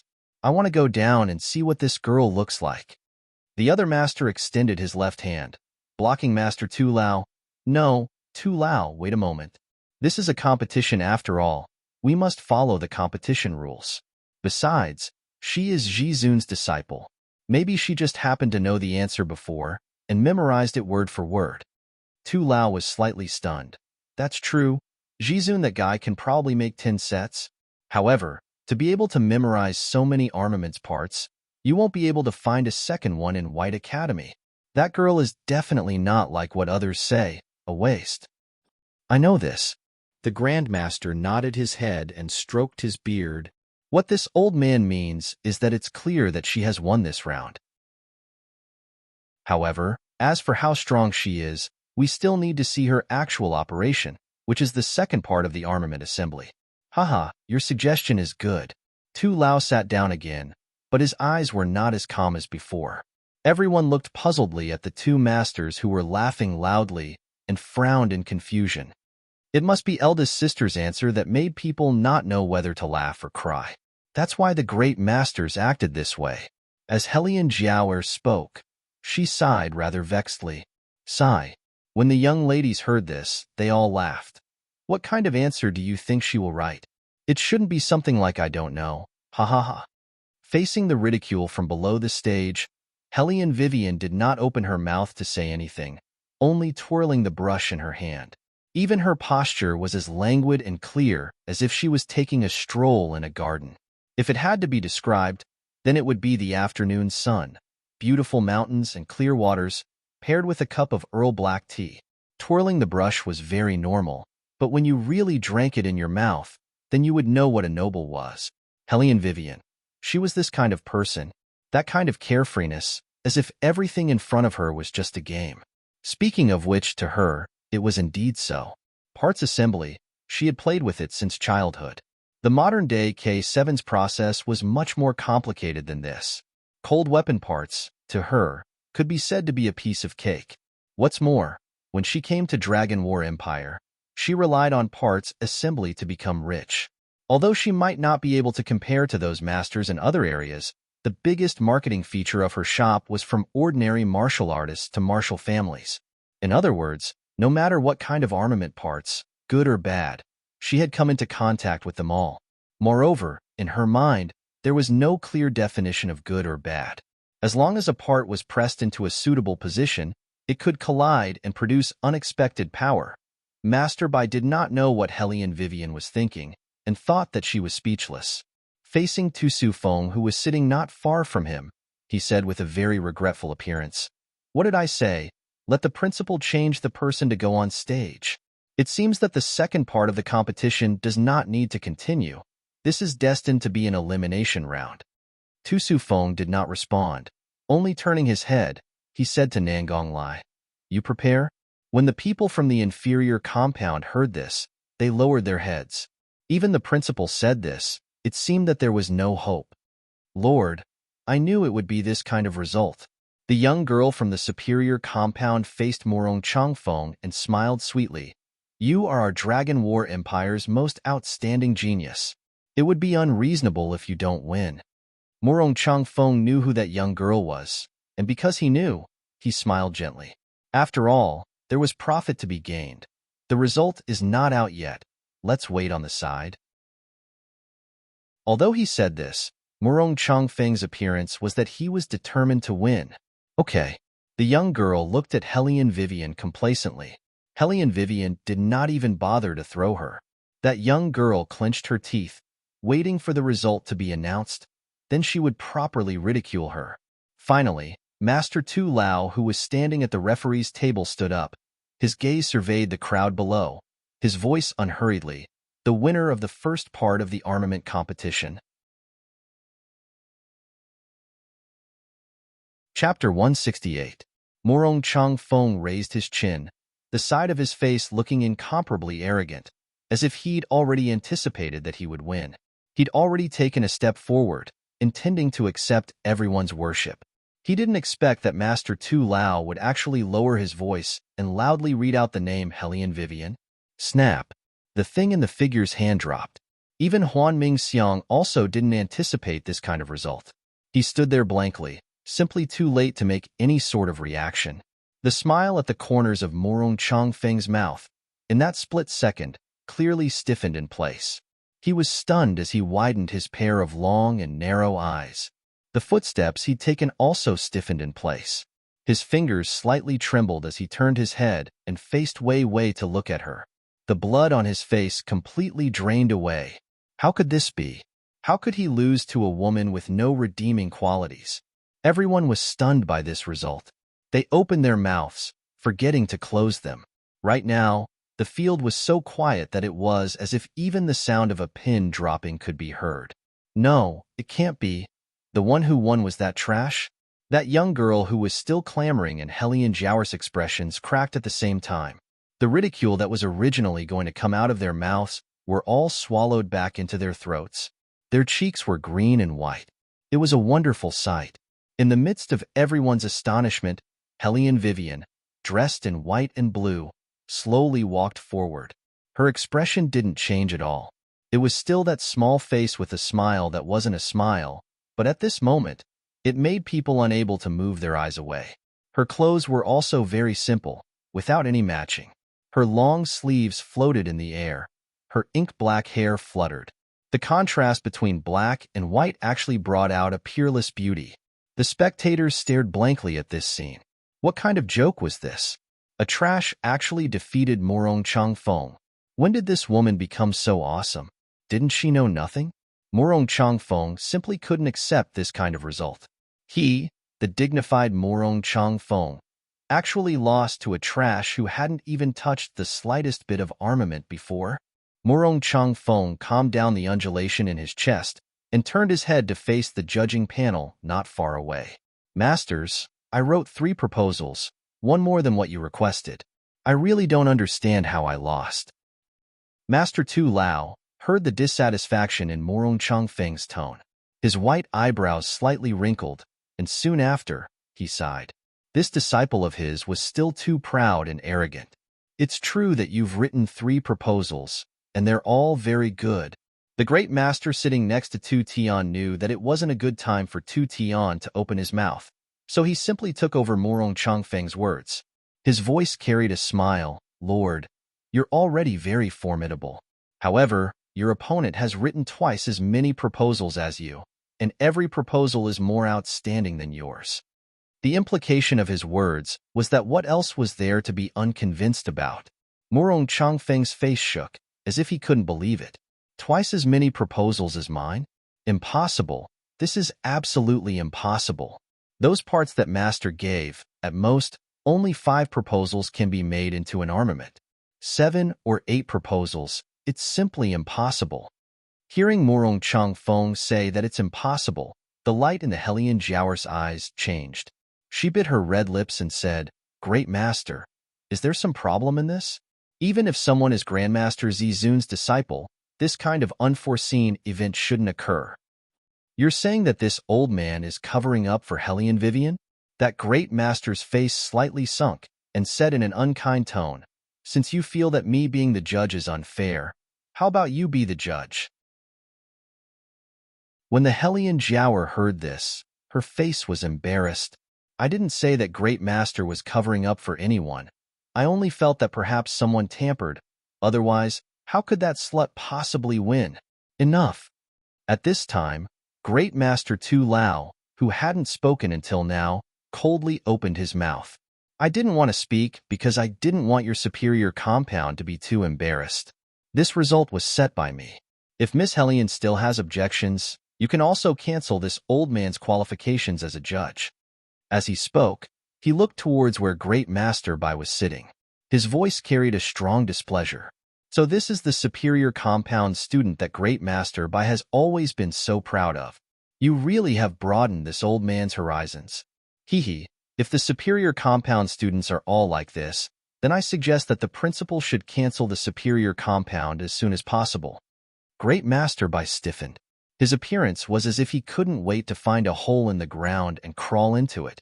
Tu Sufeng smiled gently and didn't reply. Great Master Tu Lao was really angry this time. It wasn't only the Hellion Jower. After everyone from the superior compound heard these words, they all felt as if they'd been slapped in the face. Everyone who was originally still doubting didn't dare to be doubtful at this moment. Great Master Tu Lao was the heir's master, and even he said that there weren't any problems with the competition. Then the one who won was really Hellion Vivian. Tu Lao didn't care about everyone's reaction. He extended his hand and handed the rolled-up paper to the teacher standing to the side. Let him see for himself. The teacher lowered his head and handed the paper that belonged to Hellion Vivian into Morong Changfeng's hand. Morong Changfeng looked at those clear lines of thought, concise narration, but every word poked at the key points of the answers. His pupils swayed back and forth. He'd never thought that those parts could be used like this, especially the sixth line that mentioned it. Not only him, perhaps even his master didn't know that the most worthless parts in their eyes would have such a big effect. She really wrote 7 or 8 sets of plans? In the distance, a figure's voice trembled. Elder Huan, why didn't you say earlier that you knew such a martial genius? Huan Ming Xiang glared. What do you want this old man to say? This old man didn't know that this girl knew martial arts. This old man only knew that her attainments in martial qi were extraordinary. As for the rest, this old man only saw it today. He was also very gloomy. Okay, he'd stayed with that girl for more than 10 days, yet he still didn't know the details of that girl. Heavens, what kind of monsters did the inferior compound take in this year? The figure's mouth said monsters, yet his eyes shined as if he'd discovered a treasure. Huan Ming Xiang stroked his chin and muttered to himself. No wonder that Brat Tu Su wanted to take on the role of the inferior compound's principal this year. Since he's that one, then the student by his side who chose divination. Who could it be? Elder Huan, what are you saying? Who's who? The figure's thoughts were only on Hellion Vivian. Right now, he couldn't wait to see what she'd look like when she personally assembled the martial arts. Huan Ming Xiang curved his lips into a smile, his eyes carrying a deep meaning. Nothing. I said that what you said was correct. This year's inferior compound took in a bunch of monsters. Morong Changfeng, who was standing on the stage, heard the sound of a gasp beside his ear. His body stiffened. Did he really lose? Lost to the girl he disdained the most? Chapter 169. Morong Changfeng pinched the paper in his hand. When he looked at Hellion Vivian again, his eyes carried an unprecedented blankness. That kind of blankness made the young girl who adored him clench her fists in hatred. Her red nails dug into her palms. She glanced at Hellion Vivian and tried her best to maintain her disdain. It's just that she wrote a lot of plans. If I were Grandmaster Zizun's disciple, maybe I could also write this many plans. Who doesn't know how to recite? Whether or not you win depends on the actual assembly of armaments. Although what the young girl said wasn't wrong, the student sitting at the inferior compound really wanted to tell her. Hellion Vivian, that girl, really didn't recite. When she was in class, other than sleeping, she was lying on her stomach. She made the teachers so angry that they didn't expect her to wake up. Who can't recite? Look at how simple she makes it sound. If you have the ability, go up and compete with boss. I guarantee that you won't even be able to recognize all of the armaments. Those people from the good compound already truly regarded Hellion Vivian as their boss. It wasn't only because of this match. As early as in the previous match between the good compound and the inferior compound, they were already shocked by Hellion Vivian's indescribably fast speed. What's more, only those who had come into contact with armaments knew that memorizing so many parts in such a short amount of time and immediately remembering where they should be placed wasn't as simple as it sounded. In their opinion, these proud sons of heaven from the superior compound couldn't even compare to them. At the very least, when they lost, they admitted defeat. These people from the superior compound only knew how to continuously find excuses for themselves. Wait until boss really makes a move, then they'll be honest. This was the first time that the young girl was looked at with this kind of gaze by the people from the good compound. Putting aside her family background, she was someone who entered the superior compound as soon as she entered the school. Every time she walked out, she was envied by others. Now, these people from the good compound had some guts, daring to talk back to her. Then let's look at the actual assembly of armaments. Just as the anger was about to reach a state of mutual hostility, a faint smile came from the center of the field. Hellion Vivian curled her lips into a half-smile, but that smile did not reach her eyes. She slowly walked over, looking more languid and handsome than the average woman. Then, she turned her face to the side and moved her slender fingers. With a click, She seemed to have undone something on her right wrist and lazily threw it to the side. Her posture was very calm, and there was an indescribable evil charm in her elegance. Just like the evaluation people gave her in modern times, Helian Wei Wei was definitely the ace of aces. She had a neutral beauty that made people jealous. Not only could she be as warm as the clear sun, but she could also be as handsome as a queen in a painting. Everyone was stunned as they looked at the heavy buckle that she had casually thrown to the side. All of them sucked in a deep breath. Had she been wearing a weighted buckle all along? Wasn't it said that only the students of the superior compound wouldn't be unable to lift their hands due to the weight? If one's cultivation hadn't reached a certain level, it would be impossible to withstand the gravitational pull of the heavy buckle, right? But this woman had actually been wearing it all along, winning from the good compound to the superior compound. Moreover, the difference between her and Murong Changfeng was that she would appear in every match. How did she do it in the end? Even the fine compound's competitor was somewhat inconceivable. In the end, he couldn't help but turn his head and look at Heizei. I really did suffer a crushing defeat. At that time, I shouldn't have been unconvinced. All right, boy. Losing to her isn't anything shameful. Heizei punched that person's shoulder and silently thought. Wait until you find out that she's the boss of the profound heavens that you worship the most, then you'll feel even more ashamed. How could that young girl know this? She only saw Helian Vivian's indifferent appearance and found her increasingly unpleasing to the eye. She clenched her hands, wishing that she could rush up and tear Helian Vivian apart. Helian Jiaoer looked at her, leaned over next to her ear and said a few words. That young girl's eyes lit up and she slightly lifted her chin. Since Miss Helian is so confident, why don't you make all of those plans that you've written? That way, we can see whether you really know how to do it, or if you've only memorized the information that Grandmaster Zizun gave you. Cramming and whatnot can't prove anything at all. Heh, the competition's time was limited. Even if this slut could assemble armaments, she couldn't possibly make 7 or 8 armaments in the remaining time of half a stick of incense. Moreover, she had to use the same parts. What's more, these parts weren't made of very good tungsten iron. Some of them simply couldn't be used. She actually wanted to see what this slut would do. It's fine if you want me to make all of them. Helian Vivian smiled. Her eyes swept over Tu Sufeng below the stage. However, according to the previous competition rules, I simply didn't need to make so many armaments. Now that the superior compounds people have raised an additional request, then shouldn't the prize money after the competition also be doubled? The young girl sneered. Prize money? You should first win before we talk about it. I've never done anything that doesn't get paid. Helian Vivian curved her thin lips. In the next second, her expression became incomparably fierce. Otherwise, why should I listen to your request? Do you really think that the whole world is your mother, and that you can do whatever you want? The young girl was blocked by Helian Vivian's words until her entire body started to tremble. She firmly clenched her own hands. Helian Vivian, don't you just want money? As long as you can truly make all of these armaments, I'll pay. Good. Helian Vivian gave the final word. The corners of her mouth carried a smile. Then it settled. Nangong Lai looked at this scene and let out a long sigh. Captain Wei Wei definitely did it on purpose. Aju, no wonder she became that Hung Wan of yours. The degree of her black-bellied is practically on par with yours. How could she win against someone and still make them pay? Sinister, too sinister.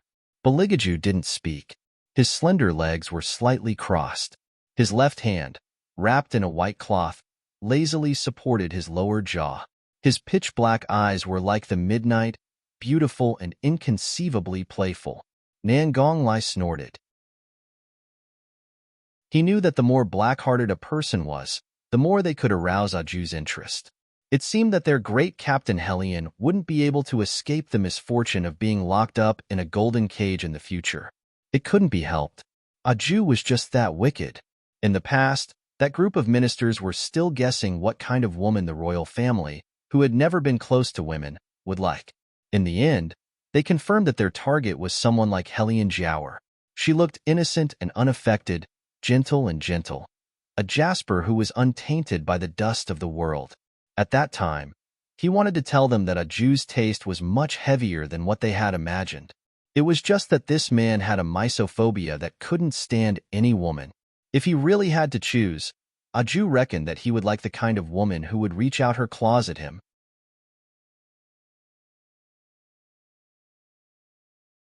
Chapter 170. It wasn't because this type of girl was relatively rare, but rather because this man liked to break off the claws of his prey. Nangonglai was suspicious. What would he do if he really did that kind of thing in the future? He reckoned that there would only be two situations. One was that he found the person dirty and kicked the person out halfway through. The other was that he would first remove that person's claws if he found them pleasing to the eye. Whether or not he did it wasn't the main point. Thinking like this, Nangonglai always felt that Captain Hullion's future was really incomparably worrying. The three grandmasters sitting on the judging panel were also worried for Wei Wei. After all, with so many plans, even they wouldn't be able to make all of them within the time it takes to burn half a stick of incense, not to mention Wei Wei, who hadn't obtained any qualifications as an armament master. They always felt that this competition was more or less bullying. If Shizun came back and knew that they treated his disciple like this, he would definitely flip out on the spot. Tu Tian and Yun Xiu glanced at each other. Master Yun Xiu stepped forward to persuade Hellion Vivian. Girl, just like you said, the Academy's competition rules don't require you to make so many armaments. You can completely ignore what other people say. Thank you, Master. Hellion Vivian knew that these old people were sincerely thinking for her, and the smile on her face became more sincere. However, this student has already decided to accept Miss Mu's proposal. Hearing her call herself a student, Yun Xiu changed his previous impression of her and deeply sighed. It's still Jizun, that guy, who has a pair of good eyes. Accepting such a sensible disciple was because they had previously listened too much to the rumors. Alas, thinking of this, Yun Xiu smiled and continued, Girl, do it well. This old man believes that you can succeed. As a master of the armament assembly, and as well as having inextricable relations with young Master Wu Shuang, Master Yun unexpectedly spoke to Hellion Vivian like this. This made the young girl surnamed Mu even more jealous. She coldly glared at Wei Wei. She actually wanted to see how this slut would assemble a large pile of useless parts. She's just a dead duck who refuses to admit her mistake. Unexpectedly, there's actually someone who believes her. Master Tu Lao stroked his shining white long beard. His voice was neither mild nor mild. Chang Feng, since Miss Hellion has agreed, then you should also follow what you wrote before and make all the armaments you want to make. Otherwise, this competition would be too unfair. He didn't say the last sentence out loud. Firstly, it was because he really didn't want to see his beloved disciple lose face like this. Secondly, since Wei Wei herself had already agreed, he also wouldn't say anything more. Perhaps, in his heart, he also wanted to know whether the plans that Hellion Wei Wei had written on the paper would be effective in the end. Similarly, as an armament master, he couldn't be more clear. Sometimes, thinking about it was one thing, but when the parts were actually put together in one's hands, it was another thing altogether. The two people didn't have much time. They both had half an incense stick's worth of time, but Murong Chang Feng only needed to make 3 armaments, while Hellion Vivian needed to make at least 7. However, the people from the superior compound still didn't feel that they'd taken advantage of her. As before, they mocked and ridiculed. Do you guys think that trash can really assemble all these parts together? She's just bragging. If she said she could make one, I'd believe her. 7, and only half an incense stick's worth of time. Even if she wanted to be in the limelight, she wouldn't play around like that. She only wrote it correctly, yet she doesn't know the immensity of heaven and earth. She really is a country bumpkin from the inferior compound who hasn't seen the world at all. She's the same as her mother. The student from the superior compound hadn't even finished speaking when he saw a shadow cover his eyes. Hellion Vivian lowered her eyes to look at her. Her peripheral vision carried an unprecedented chill. I've changed my mind. I don't want the money, but there's one thing, this person. She pointed at the young girl who'd mentioned her mother. The corners of her mouth carried a bloodthirsty smile. I want her to slap herself 10 times. That young girl suddenly stood up. Hellion Vivian, who do you think you are? You're nothing but a trash. This is White Academy. Don't use your city's arrogant and hedonistic behavior here. Hellion Vivian curved her lips into a smile. She suddenly leaned over and grabbed that young girl's collar. Her voice carried a roguish tone. I'm an arrogant and hedonistic hedonist.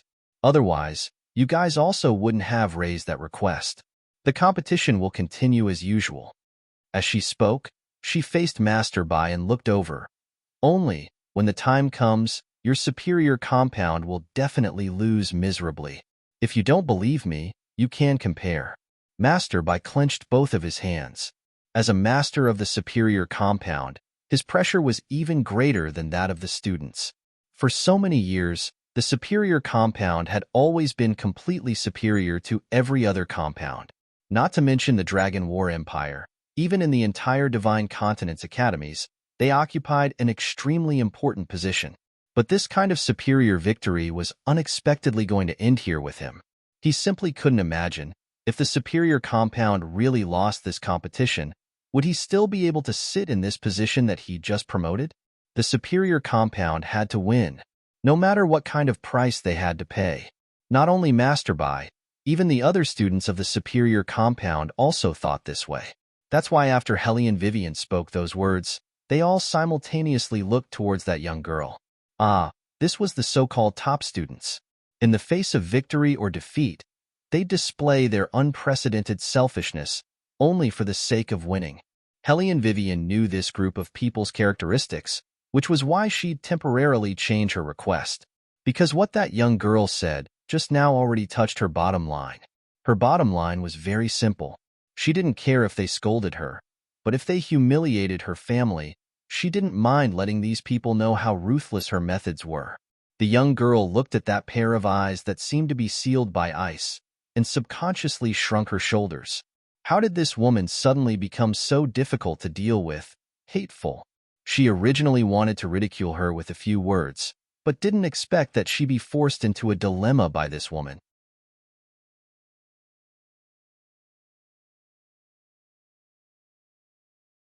Chapter 171.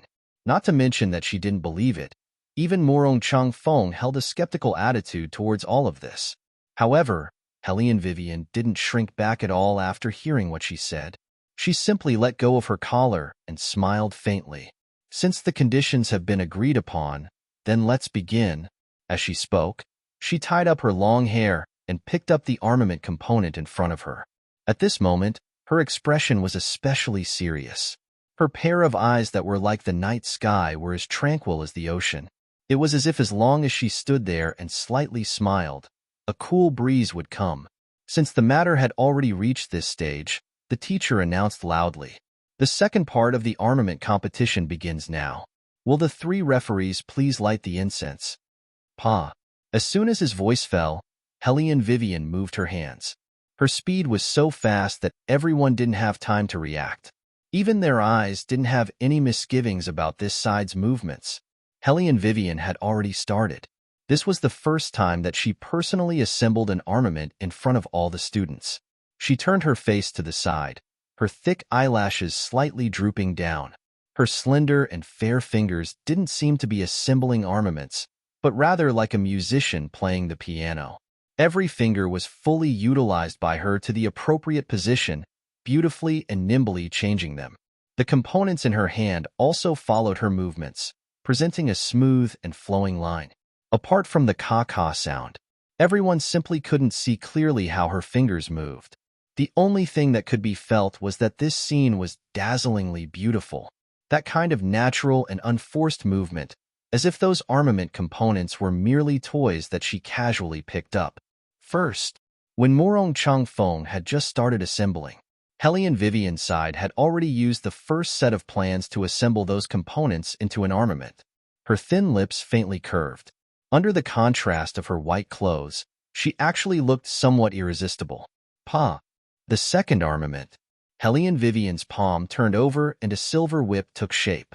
Morong Chang Feng was the closest to Hellion Vivian, so he was the clearest about how those originally scattered components turned into armaments in her hands. His eyes flickered uncontrollably, and the components in his hand all fell to the ground with a crash. If it was said that when Beligaju won before, The scene was deathly silent. But now, these people couldn't take their eyes off it. Following the rhythmic sound, they couldn't help but swallow their saliva. Isn't this too fast? How could he be so fast? Only Master Tu Lao, at the same time as he was amazed, he also carried a trace of regret. This Hellion Vivian was fast, but she was not as fast as the girl he had met at the Phoenix Pavilion. He thought that someone who could come up with so many proposals would be better than that girl. But now, it seemed that it was not possible. Sai-Pa. The third armament. Logically speaking, the assembly of armaments would become more and more difficult the further one progressed. After all, the plan was also like this, from simple to difficult. However, this didn't seem to have any effect on Hellion Vivian. On the contrary, it made her pair of eyes look increasingly bright like water, resplendent like the stars. Murong Changfeng looked at the other's exquisite facial features. His heart unexpectedly felt as if it had been ruthlessly plucked by something sour and numb. Lord! The young girl outside the field looked at this scene and firmly bit her thin lips. Hurry up and pick up your things, ah. Lord had never used this kind of gaze to look at anyone before. That kind of expression, as if he was seduced by the other party, simply deserved to die. Murong Changfeng finally returned to his senses. He bent down and picked up those components. He quickly made the first armament, but he was unable to concentrate his energy. Everyone was stunned. Pa. The fourth armament. Hellion Vivian casually fiddled with her own neck and continued to bury her head. Hua. The crowd instantly went into an uproar. The fourth one. She really already made 4. It can't be, Lord just finished one. What about time? The most important thing is time. In a flash, everyone's gaze fell on that half-incense stick that was about to burn out. A nervousness they had never felt before engulfed their entire bodies. The sandalwood incense was about to burn out. The young girl clenched her fists tightly. That pair of eyes stared unwaveringly at the half-incense stick in the distance. That kind of look in her eyes was as if she couldn't wait for the wind to blow a bit stronger and quickly let that incense burn out. Hellion Jiao Air sat right next to her. Her left hand covered the back of Hellion Jiao Air's hand, her voice brewing malice. Don't worry, that woman won't be able to win. It's only 4 armaments, yet she already used up about 4/5 of the time. She simply won't be able to finish the remaining 3 armaments. Just as Hellion Jiao said this, a pa sound rang out. The 5th armament was single-handedly placed on the table by Hellion Vivian. Her gaze looked up, as if she was also looking at the length of the sandalwood incense stick. There's still 2 left. There's still 2 left and she'll win. There's already no time. Look at that incense stick. Everyone knew that young Master Wu Shuang was the fastest person to make armaments. How much ability did this Hellion Vivian have? She couldn't possibly be faster than young Master Wu Shuang, right? What's more, there wasn't enough time. If she reluctantly assembled these armaments together and didn't follow the plan she had previously proposed, then she would still lose. But what the crowd didn't expect was that in the next second, Hellion Vivian actually raised her hand and removed something from her wrist. It was the gravity buckle that they had seen before. What kind of joke was this? How many gravity buckles did she actually have on her hand? Pa. Someone noticed that Hellion Vivian switched hands. Look, she's starting to use her left hand as the main one, and her right hand as the support. Her speed seems to have doubled from before. Could it be that she simply didn't use her full strength before? This is too frightening. It was indeed frightening. As a White Academy's great master, Yun Xiu didn't have the confidence that he could do this. Although this was only a beginner's armament assembly and didn't use any hard to fiddle with 0 years, even him making 4 was already his limit. He'd always thought that Murong Changfeng was a genius. Apart from the armament assembly's young master Wu Shuang, there wasn't anyone who could surpass him in armament attainments. After all, at such a young age, there really weren't many juniors who could catch up to him. But when he saw today's competition and saw Hellion Vivian's assembly technique, he finally understood what was called a genius among geniuses. How could there be such a powerful girl? And this girl was actually always treated by them as a good-for-nothing waste. The 7th one. She's making the 7th one. Inexplicably, silence appeared in the venue. Ever since Hellion Vivian finished displaying the sixth armament, everyone couldn't help but hold their breaths. Great Master Bai couldn't sit still any longer. With a sudden sound, he stood up from the wooden chair. His eyes looked towards that half-incense stick's worth of time, and the corners of his mouth slowly hooked up into a smile. She won't win, because there's already no time. Great Master Bai hadn't finished speaking the word time when a clear pa sound resounded throughout the entire venue. Like the sound of Sanskrit, it didn't recede for a long time.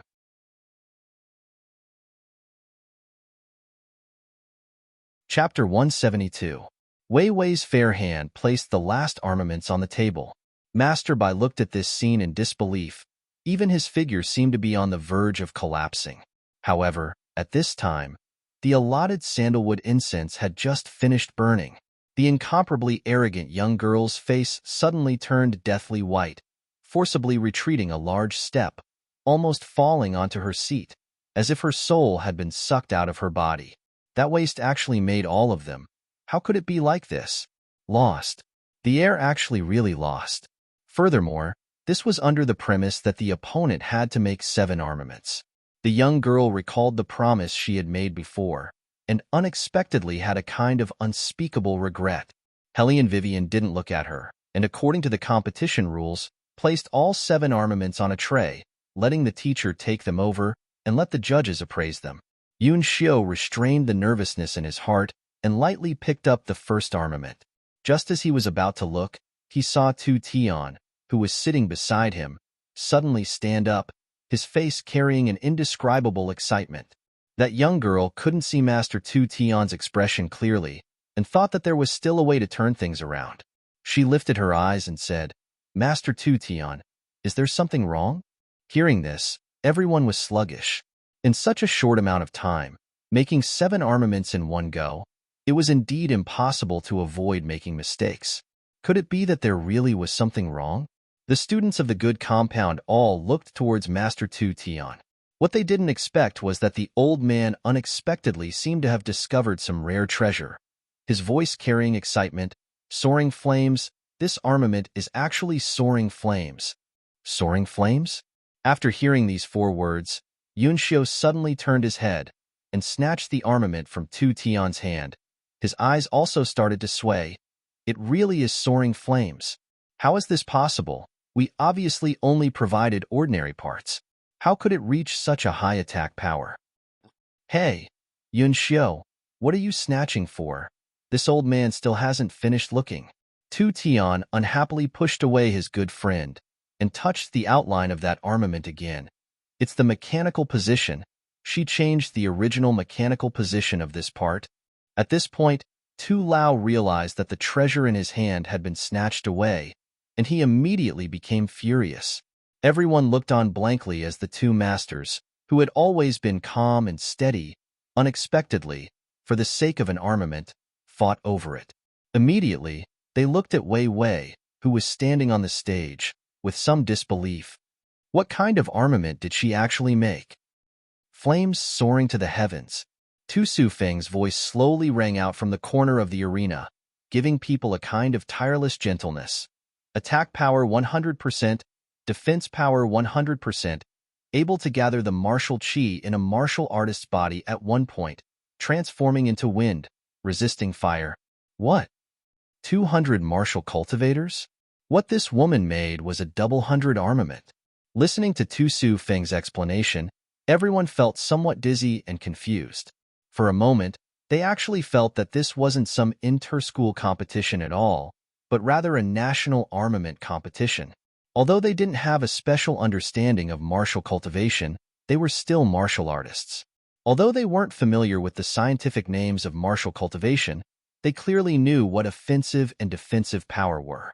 Whether or not an armament was good or not, these 2 points were the most important. Right now, this flame-soaring sky that Hellion Vivian made, not only was its offensive and defensive power extraordinarily high, it could even resist fire in battle. This was simply comparable to the armaments that young Master Wu Shuang made. Hellion Vivian, was she really still that trash? Involuntarily, Everyone's eyes trembled as they looked towards the young girl standing on the stage. She was only 15 years old and hadn't received any professional training in martial cultivation. She couldn't even ignite a crystal ball, yet her attainments in martial cultivation surpassed young Master Morong. If she also possessed martial chi, how terrifying would that be? Everyone didn't even dare to think about it. Hellion Vivian's reputation as trash was thoroughly broken on this day. However, no one would have guessed that not long after, she would appear in front of everyone with a different appearance. At that time, people would know what was called a true genius queen. The result of the competition is already very clear. Great Master Yun Xiu smiled as he stood up. That smile on his face was enough to see how happy he was. With one hand behind his back, he waved towards Hellion Vivian with the other. The winner, please come to the stage. Hellion Vivian smiled faintly as she walked forward, but heard a clang. Great Master Tu Lao, who was originally standing to the side, instantly dropped the teacup in his hand and shattered into pieces. Girl, why are you here? Tu Lao's presbyopic eyes opened wide, and even his voice became abnormal. Your name is Hellion Vivian? And Hellion Vivian nodded her head and casually spoke with the courtesy of an old man. Elder Tu, long time no see. Tu Lao took a step forward, as if he wanted to hold Hellion Vivian's hand. Unexpectedly, he spoke somewhat incoherently. You don't know how long this old man has been searching for you in the capital after we parted at the Phoenix Pavilion. I've turned the entire city upside down, but still couldn't find your shadow. The 9-tune silver snake you made last time was simply too amazing. Can you make another one for this old man? This old man still has a lot of parts here. You can use them as you please. Use them as you please. Use them as you please? Yun Xiu looked at his good friend in astonishment. One must know that although Tu Lao's armament parts couldn't compare to their armament guilds, they were still very rare in the Dragon War Empire. A person who viewed armament parts as his life actually let this girl use his things as she pleased? Moreover, from Tu Lao's words, he seemed to have seen this girl somewhere before. Wait a minute. That 9-tune silver snake was made by her? Yun Xiu also shouted loudly. Tu Lao nodded his head again and laughed loudly, very cheerfully. Everyone was somewhat at a loss. Why did it seem like these two grandmasters had previously seen Hellion Vivian's prowess? Only the figure of Morong Changfeng, who was still in the arena, shook fiercely. He looked at Wei Wei with an unprecedented shock in his eyes.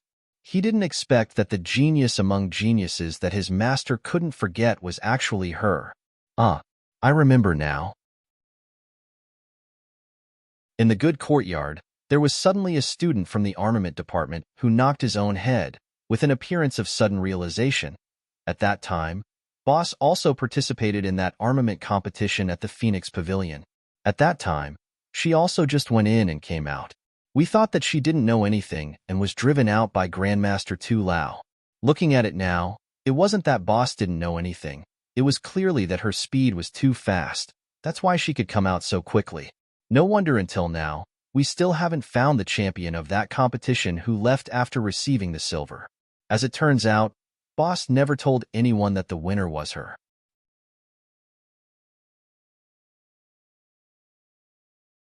Chapter 173.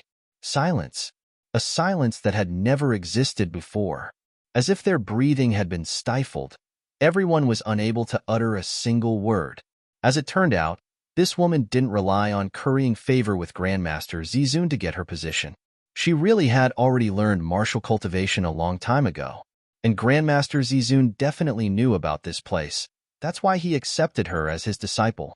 Hellion Jiaoer knew that Hellion Vivian went to participate in that martial cultivation test at the Phoenix building. Not only did she know, she even met that slut on the streets. But she never would have thought that the person that made Grandmaster Tu Lao flip the entire Beijing city upside down to find was actually her. Hellion Jiaoer's face turned green. Her fingers continuously clenched. Damn it. Since when did this bitch become so powerful? Why didn't she notice it at all? Grandmaster Tu Lao didn't care what other people thought, his eyes shining as he waited for Hellion Vivian's answer. How is it, girl? Let's wait for the competition to end first. Tu Lao's eyes landed on Hellion Vivian's body, While Hellion Vivian's eyes landed on the pile of shiny silver. Our inferior compounds people are all poor. We're still waiting to use money. Poor? After He Zhe heard this word, he almost spat out the tea he drank. According to what he knew, their shop's daily turnover was already more than 100,000 taels of silver. How could Hellion Vivian, the big boss, not know? Cough, cough, you're right. This old man was too excited and actually forgot about this matter. Tu Lao lightly laughed as he raised his head. According to the school's rule of 2 out of 3, this old man announces that in the competition between the superior compound and the inferior compound wins. Peng, Grandmaster Bai finally couldn't hold on any longer, his entire person sitting back on the wooden chair. His previous complacent appearance was nowhere to be found. He reached out to cover his face, watching Tu Sufeng lead the inferior compound students towards the stage. He was still as refined as jade, his appearance as if he was in control of the universe.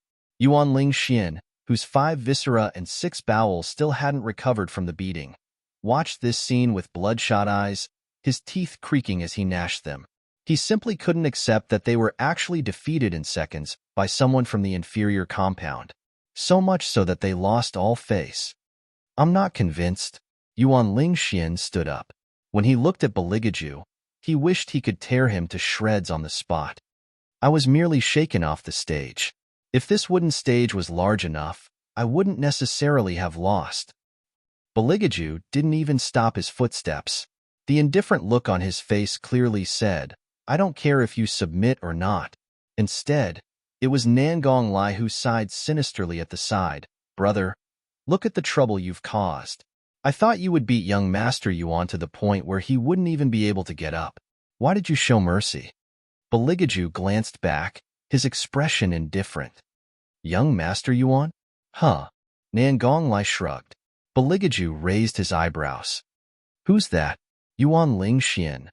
I just finished competing with you, and you've already forgotten about me. Nangong Lai held back his laughter and pointed at Yuan Ling Xian, whose expression was extremely tangled. Beligaju made an "oh" sound, his lips curling into a smile that wasn't a smile. Don't you think that for a person like him, rather than killing him, it would be better to let him live? That way, he'll always remember what it feels like to lose, making him feel even more uncomfortable? Was he saying that from beginning to end, he was letting him win? Yuan Ling Xian was thoroughly enraged. He wanted to rush onto the stage, but was stopped by the students on the side. Young Master Yuan, calm down a bit. If you cause a ruckus at this time, it'll be considered a violation of the Academy's rules. The dean will punish you. Yuan Ling Xian was so angry that his face was distorted. He gasped for air in large mouthfuls, as if he was doing his best to suppress the anger in his chest. Hellion Vivian looked at his face and immediately felt that his deskmate's words weren't wrong. This kind of person letting him win a round was even more unacceptable than killing him. However, it was obviously already over. His deskmate still wanted to say the truth.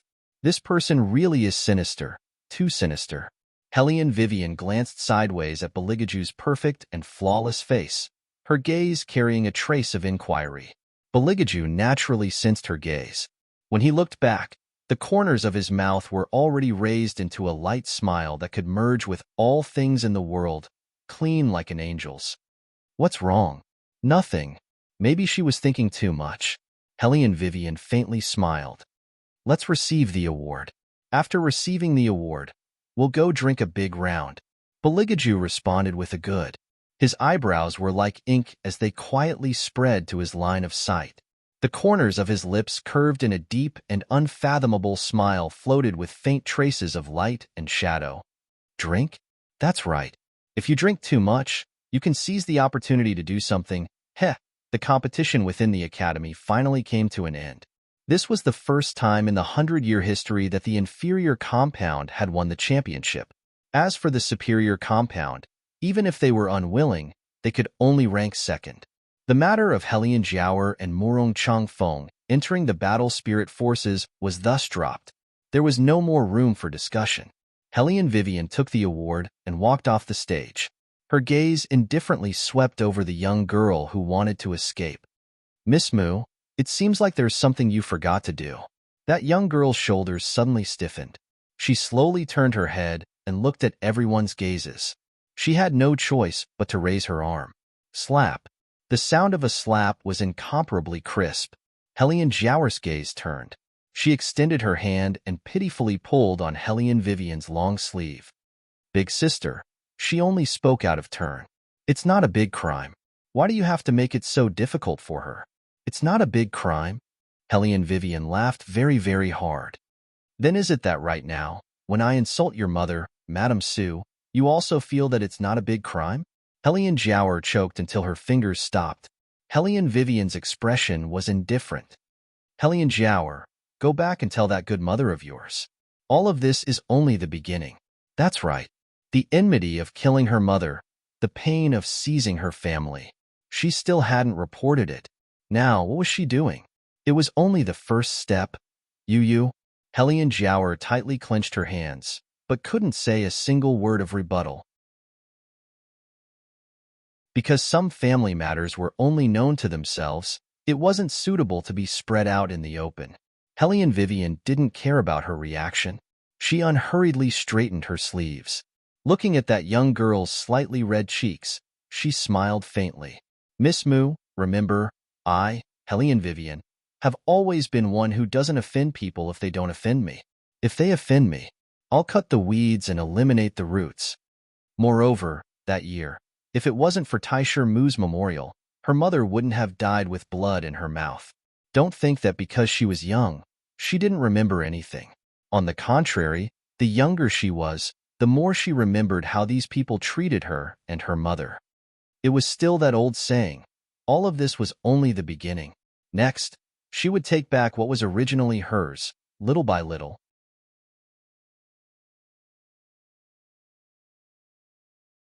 Chapter 174.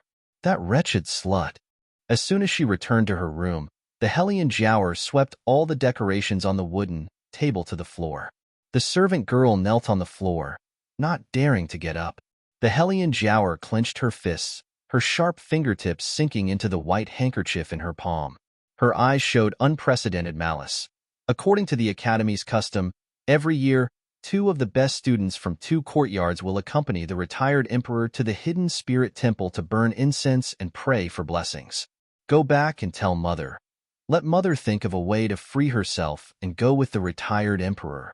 I want to see if that little slut can continue to be so arrogant when Mother comes. The servant girl hurriedly bowed her head, hurriedly answered yes, and retreated.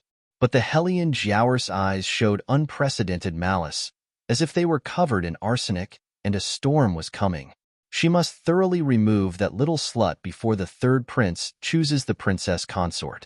She must not let His Highness discover her martial talent. Night. The restaurant in the Commerce Courtyard was very lively. A group of people were gathered here, celebrating today's victory.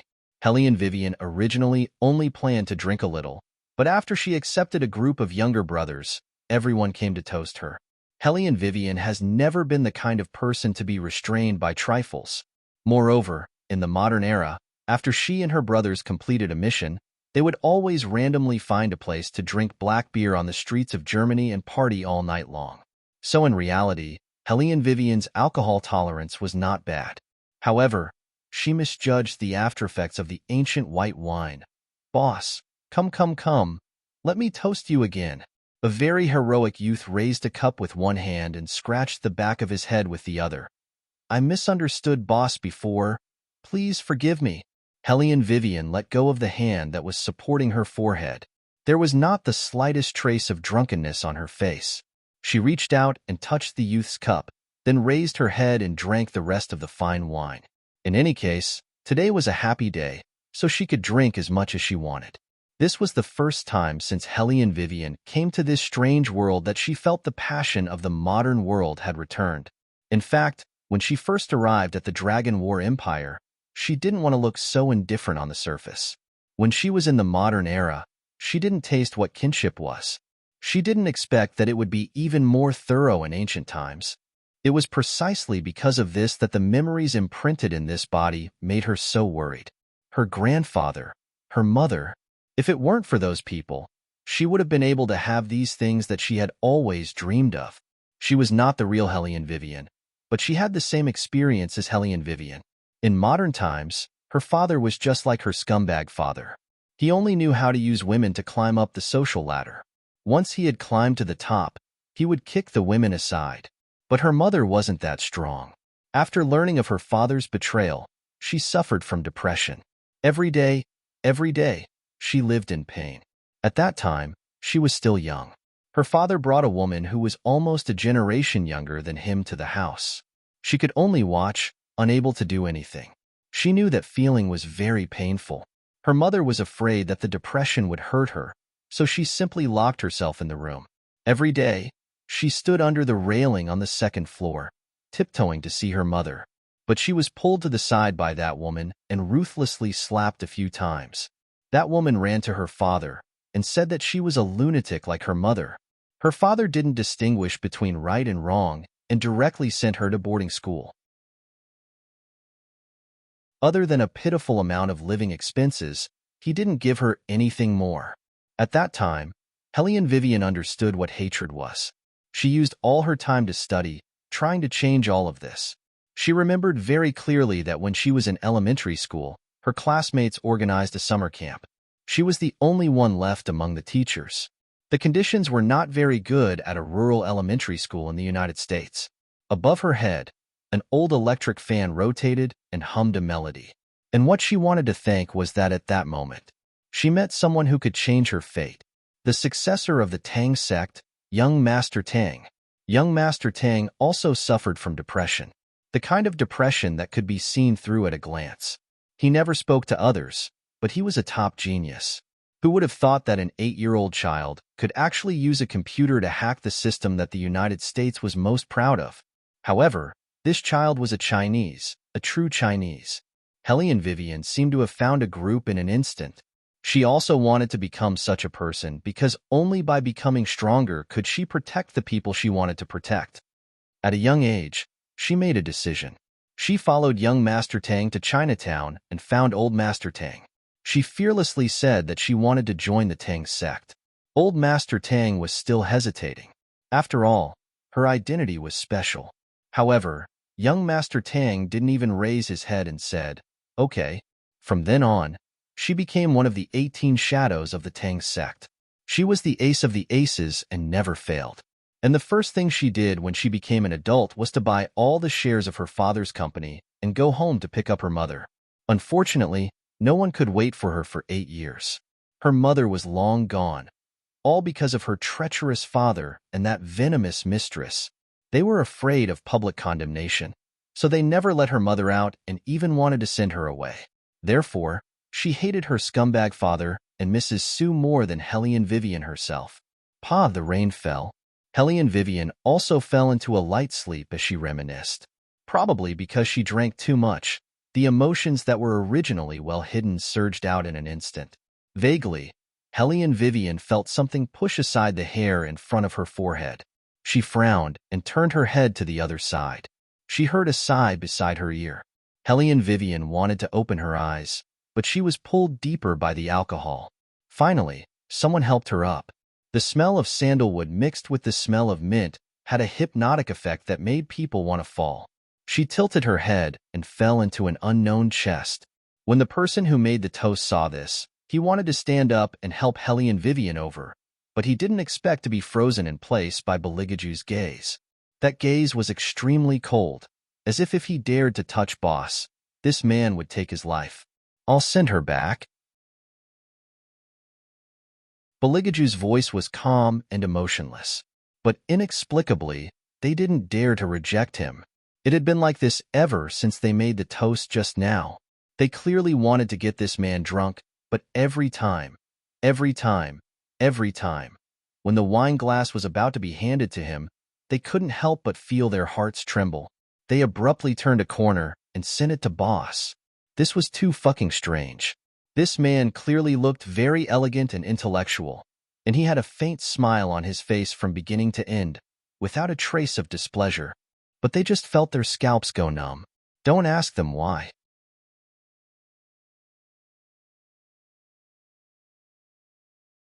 Chapter 175. Master, where are we going? Originally, according to His Highness's habit, he would take a bath at this time. But today, Shadow raised his head and looked at the person in Beligaju's arms. He couldn't help but be slightly stunned. That was a woman? Shadow almost doubted if he had seen wrongly.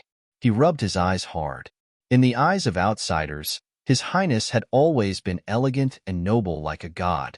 After all, he still had the halo of a saint above his head. But only Shadow knew how cold and unapproachable His Highness was when there was no one around. Especially when he disguised himself and entered White Academy. He seemed to be politely wandering in people's eyes, but in fact, no one entered his world. Innate indifference, this was the real His Highness. One year when receiving foreign guests, the princess of the neighboring country also got drunk and insisted that His Highness personally send her off. That princess was indeed a bit rude and unreasonable. She didn't listen to anyone and even took the opportunity to wrap herself around His Highness's arm. The next day, His Highness set up a plan to let that princess marry into the most deserted courtyard.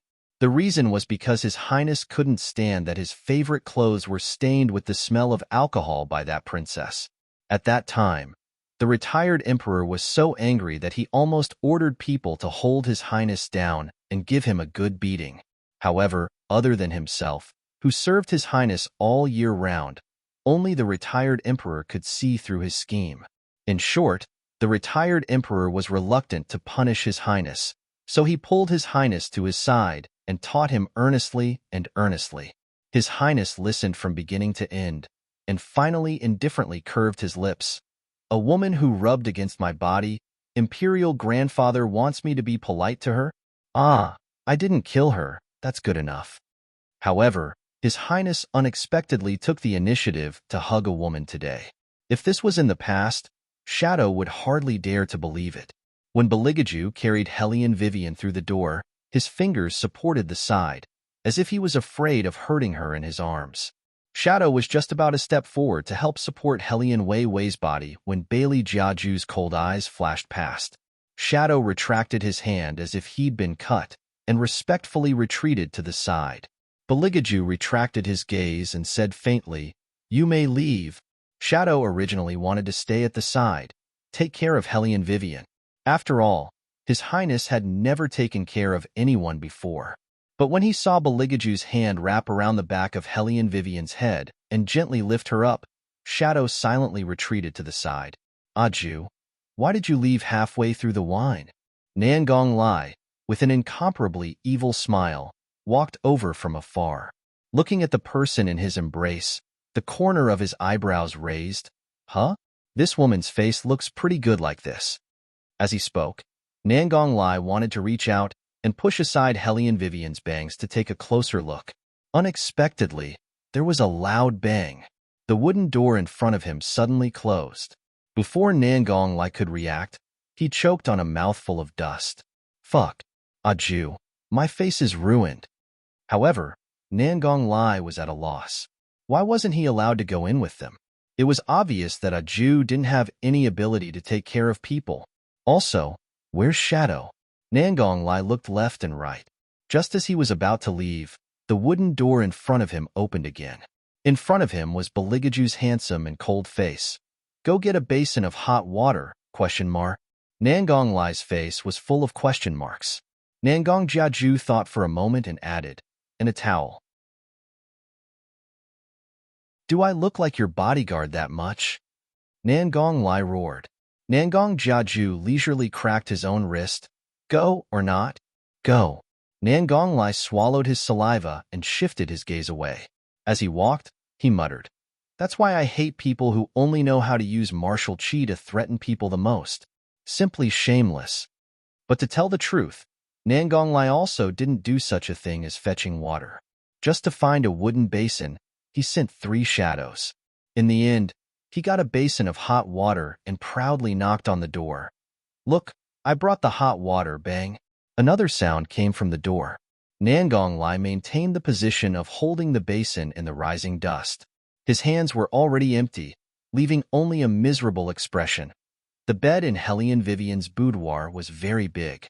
Her long black hair spread out on the bright red sandalwood, giving people a kind of indescribable beauty and enchantment.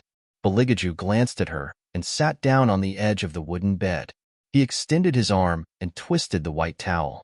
His shoulders and back extended extremely powerful curves. He leaned to one side and helped Hellion Vivian wipe the side of her face. His long eyebrows wrinkled, as if he was very unaccustomed to this kind of thing. As if she felt someone beside her, Hellion Vivian turned her body. Unexpectedly, her cheek touched Beligaju's arm. That trace of cool touch made her involuntarily rub against it. Long eyelashes covered that pair of always smiling eyes. Light-colored thin lips slightly pursed. Black long hair scattered all around, making her whole face indescribably soft. Drops of sparkling and translucent water slid down her cheeks and finally hid under her pure white robe, causing people to daydream. Beligaju felt as if he had been scratched by something. It was a little itchy, and there was an unknown thirst. His gaze fell on her light and soft lips. His eyes darkened. His slender fingers followed Hellion Vivian's cheek and gently pressed down. The touch was the same as in his memory. A burning sensation spread from his fingertips to his chest, as if something was swelling up. Beligaju's eyes darkened even more. This made him look more dangerous than usual. In the quiet room, one could hear Hellion Vivian's light breathing. Then, even the sound of breathing stopped. Because Bailey Jiaju leaned over, his pair of dark eyes became more and more unfathomable as his thin lips touched her moist lips. "Oh!" Hellion Vivian gently wrinkled her long, shapely eyebrows. Beligaju directly stuck out the tip of his tongue and gently traced the beautiful shape of her lips. That soft and smooth touch made him almost forget to leave. He continued to linger for a while. Understanding the principle of stopping while he was ahead, he stood up with a faint smile and looked at her slightly wrinkled clothes. He quickly reached out and pulled off Hellion Vivian's robe that reeked of alcohol. He glanced at her white collarbone. He saw it more clearly than that day in the forest. Her skin was warm and slightly cool like jade. It was porcelain white without any blemishes.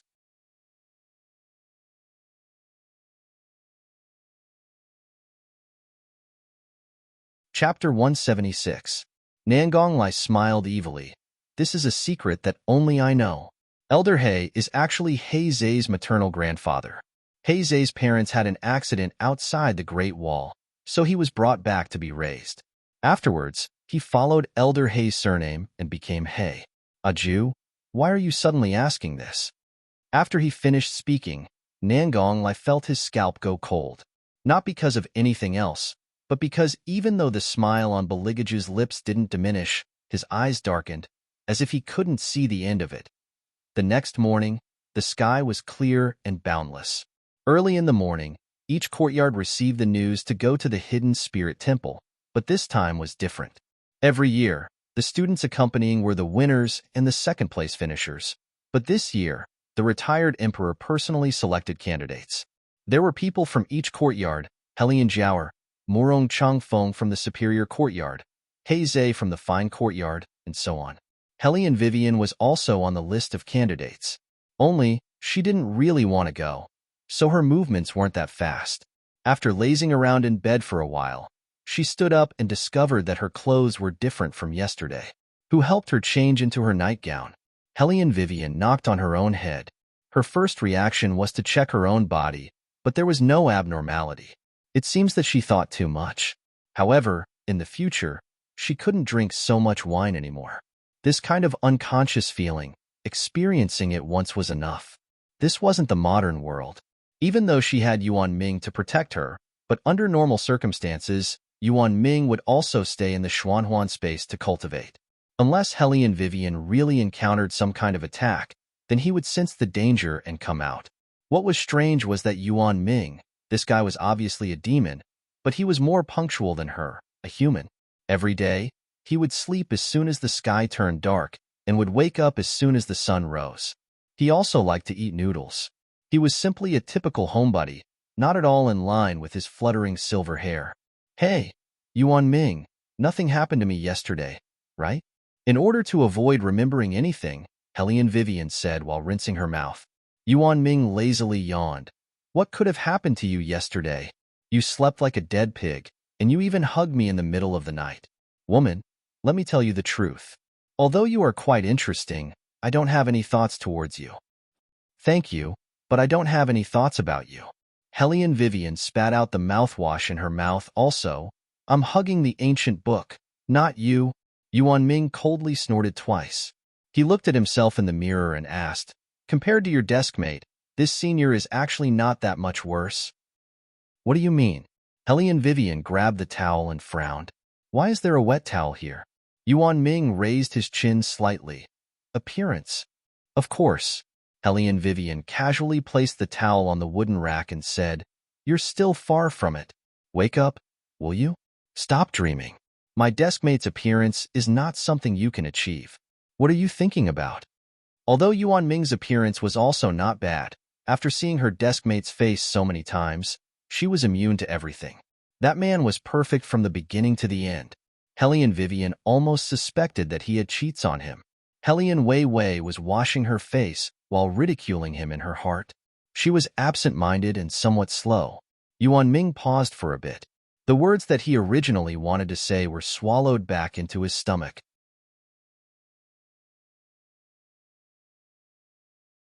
Some people said that if she had participated, the current situation wouldn't be like this. However, the competition was already over. No matter what they said, it was futile. Hellion Jiaoer patted her hand and walked in small steps towards Hellion Vivian's direction. Wearing a light-colored 7 layers of brocade silk gauze, her eyes hid a poisonous intent that only Hellion Vivian could see. Elder sister, don't be so sloppy in a moment. If by any chance you do something and make the retired emperor angry, that would be disastrous. Hellion Vivian lazily lifted her eyelids, neither cold nor indifferent. It was as if she didn't put these two people in her eyes. Hellion Jiaoer coldly snorted. Her long skirt swayed, bringing out a terrifying arc. Even if she was more powerful in martial arts, so what? If she didn't know how to get along with people and didn't know how to scheme in a fight, this little slut would still die. Hellion Jiaoer lifted her eyes. Her peripheral vision slowly slid past a carriage not far away. Her body brushed past a young lady from the good compound who was born of a concubine. The smile on the corner of her mouth became increasingly intense. It seemed that Mother had already arranged everything. This time, she was going to Hidden Spirit Temple. She wanted to make sure that Hellion Vivian would never be able to make a comeback.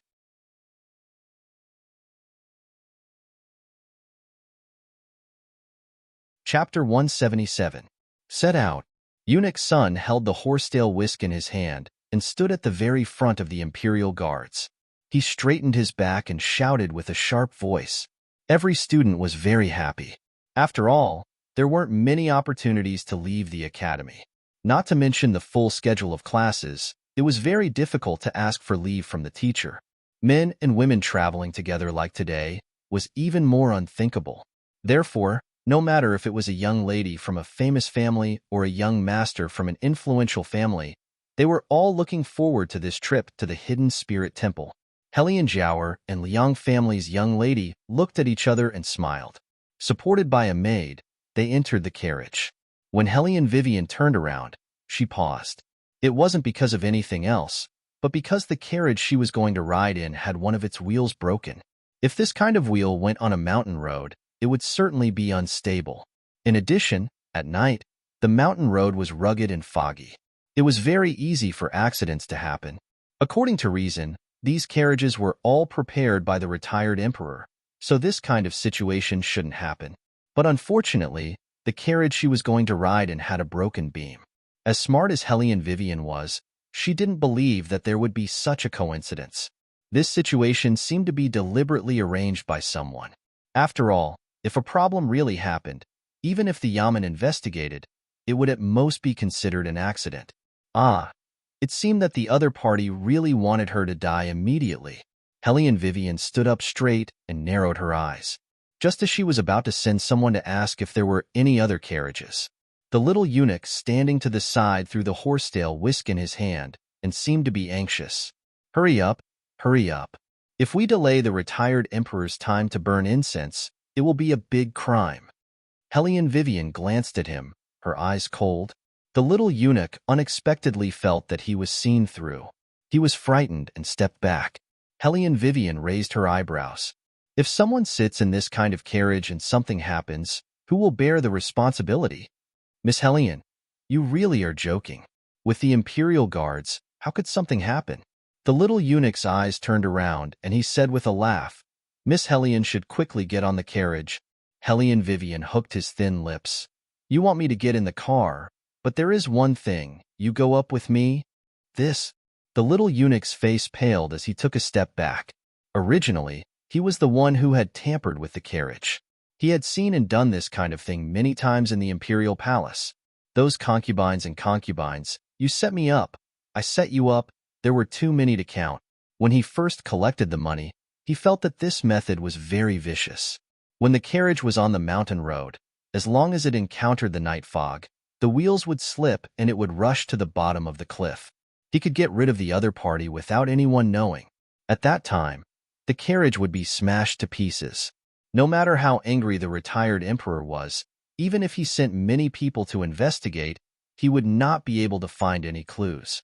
That was why the little eunuch dared to accept that person's money. What's more, the eldest daughter of the Helene family standing in front of him didn't have any power or influence. She was also driven out of her home by the Helene family. Even if she wore the Helene family surname, when all was said and done, she was still nothing more than a commoner. In the Imperial Palace, almost every day, a palace maid would jump into the river.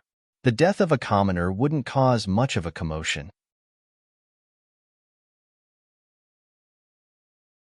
No, not investigate her, but investigate him. The little eunuch's back shook, his eyes widened. An unprecedented cold feeling engulfed his entire body. This woman, she already knew that he was the one who tampered with the wheels.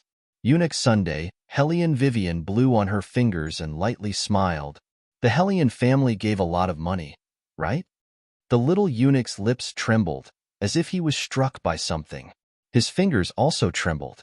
What is Miss Helene talking about? This servant doesn't understand at all. Is that so? Helene Vivian closed her eyes and rested. Then just wait for Eunuch Sun to come and ask. If he asks, you'll definitely understand.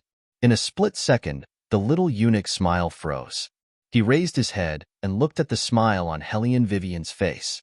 It was as if he saw a demon that just walked out from hell. He no longer dared to treat her as a 14 or 15-year-old girl who didn't understand anything. He even somewhat regretted accepting this money. He absolutely couldn't wait until Eunuch Sun came to investigate. If Eunuch Sun came to investigate, that madam behind would inevitably be drawn out.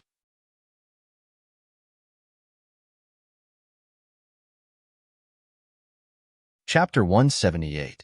Miss Helene, why don't you ride a horse? The little eunuch forced a smile. This servant has also prepared a horse here. Helene Vivian smiled. You want me, an unmarried young lady, to ride a horse in public? This isn't too convenient. The little eunuch was speechless. She was using his words just now to block him. Furthermore, when had she ever cared about whether she was married or not? She clearly didn't want to leave. The little eunuch felt an unprecedented thorny problem. The little eunuch with the broken tail in front glanced at him, meaning for him to quickly follow. Unfortunately, Helene Vivian didn't even move. The little eunuch thought that this time, he was really finished. If this matter was leaked, there was no need for Eunuch Sun to investigate, that madam would personally make a move. After all, only the dead could keep a secret. What to do? What should he do? Just as the little eunuch was at the end of his rope, a carriage suddenly stopped beside him. What's the matter? Did something happen to little sister Weiwei's carriage? It was like this in the upper-class circle. Obviously, two people had only met face-to-face a few times, but they could call each other sisters. Helene Vivian raised her eyes and looked at the person who spoke. That was a young lady from an aristocratic family from the good compound. She looked like a pretty girl from a humble family. Her father had just been promoted to the capital, and now it could be considered smooth sailing. But seriously speaking, among this group of accompanying students, her status wasn't high. She also didn't have the slightest bit of martial chi talent, and also didn't participate in this time's test. Following to the hidden spirit temple like this was somewhat unexpected. Helene Vivian's eyes flashed, and she smiled faintly. There really is a problem. The carriage's wheels are somewhat old, and we're currently waiting for Eunuch Sun to come and solve it. The wheels are old? That girl frowned and glanced at Helene Vivian. She seemed to want to say something but hesitated. Then she continued, if little sister Weiwei doesn't mind, then sit in the same carriage with me. On this way up, us sisters can still talk to relieve our boredom. Helene Vivian raised her eyebrows and was just about to refuse.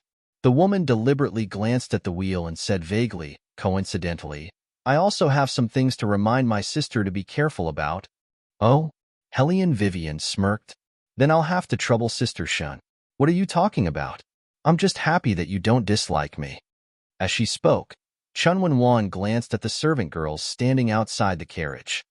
Why aren't you helping little sister Weiwei up yet? The servant girl was about to step forward. Helene Vivian took a big step forward. No need. I'll do it myself. Younger sister has such charming skills. Chun Wen-wan laughed lightly, waving the paper fan in her hand. Every movement was like a painting. Helene Vivian sat next to her and smiled. She didn't say anything else. Chun Wen-wan looked outside the carriage, her gaze intentionally or unintentionally falling on that young eunuch.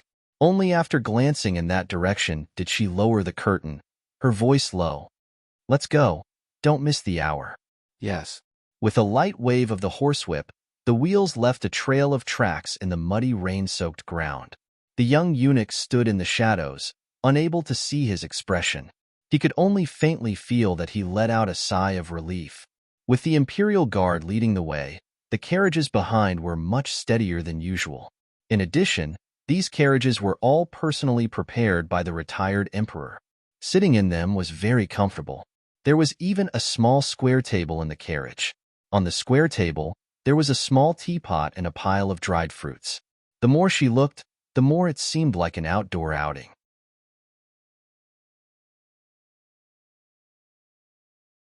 Every year, after offering incense at the hidden spirit temple, retired emperor would order the students to accompany him on a stroll around the ancient pavilion. When the time comes, younger sister can only place this thing on the person you want to deal with. When the time comes, older sister, I will not easily bump into her, and our matter will be settled. What is this? Helene Vivian took the yellow package that Chun Wen-wan handed over, her eyes narrowing. Chun Wen-wan's voice was low. Shaman wood, also an item of great evil. Crack! Another wooden stick broke under the wheels of the carriage. Helene Vivian's body swayed along with it, her fingers pausing. Why is Big Sister helping me like this? If it weren't for the fact that I was pushed aside too much, I wouldn't have this kind of thought. Chun Wen-wan lowered her head, letting out a long sigh. Sometimes, people just can't help themselves. Who told us to come from poor backgrounds? As long as we stand out a bit, we will be targeted. I just don't want to live this kind of life anymore.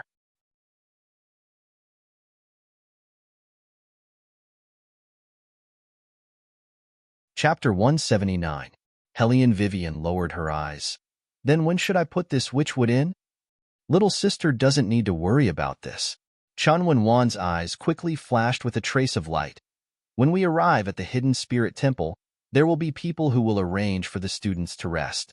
The young ladies will always have a convenient time. Before the night tour, little sister only needs to take advantage of the time when the retired emperor is burning incense and place this thing on that person's body. Helene Vivian slightly wrinkled her brows. What if it's discovered? Little sister, you don't need to worry. With me as a cover, no one will see. Chun Wen-wan said with a sense of loyalty, her tone even carrying a hint of incitement. Helene Vivian thoughtfully smiled. Okay, then let's try according to elder sister's method. Since someone had dug a hole for her to jump into, if she didn't go and explore, wouldn't that be too much of a pity? However, when the time came, the one caught in the middle would probably be someone else. The carriage traveled for about 8 hours before it was time to rest. Everyone sat in their own seats.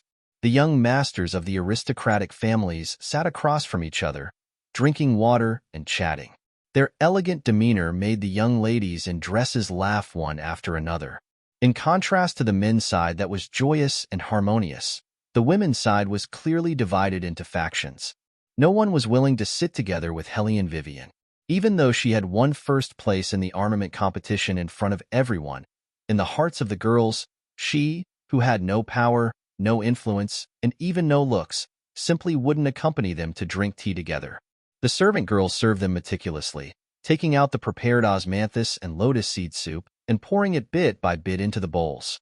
This was iced in advance and was most suitable for drinking when going out. Hellion Jiaoer took the bowls and instructed the servant girl. Let the other two older sisters have a taste too. Although it's not anything good, it'll quench their thirst. This icy cold feeling really isn't bad. The young miss of the Liang family carefully drank a mouthful, using a handkerchief to cover the corners of her mouth. After seeing Hellion Vivian sitting across from her and eating steamed buns, she disdainfully curled her lips. Some people really are lacking in status. What kind of place is this, eating steamed buns and spiced beef? But what's up with that Qinghai? Why is he hanging out with that country bumpkin? Hellion Jiaoer also glanced at Hellion Vivian and smiled. The young masters on the other side also noticed the commotion. While drinking the Longjing tea served by the waiter, he glanced in the direction of Hellion Vivian from time to time. The disdain on his face was very obvious. If not, this ugly person can't enter the Hall of Elegance. No matter how powerful she is, she's still a barbaric woman. A few of them laughed, and some even joked. With her looks, even if you send her to me, I'll have to think about it. Ha ha ha. The young master spoke in a very low voice, and the bystanders could not hear them at all. If Hellion Vivian really heard this, the person who said this probably wouldn't live to see the next weekend. Moreover, they had never thought that one day, the person whom they disdained to even touch would actually have such a stunning appearance to contend for the throne of the capital. However, this was all a story for later.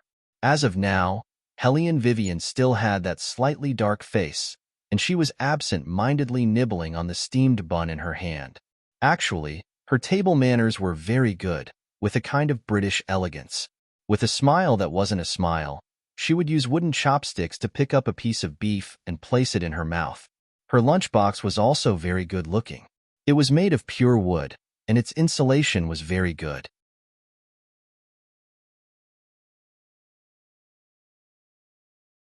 After seeing the disdain in the little servant's eyes, her smile became even wider, but the depths of her eyes were ice-cold.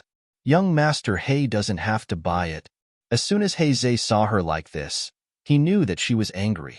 Originally, the two of them often joked, especially this kind of joke about money. How come when someone else got involved, the flavor changed? This young master still hasn't spoken. Why are you interrupting? He Zhe indifferently said. Go prepare 1,000 taels of silver for Miss Hellion.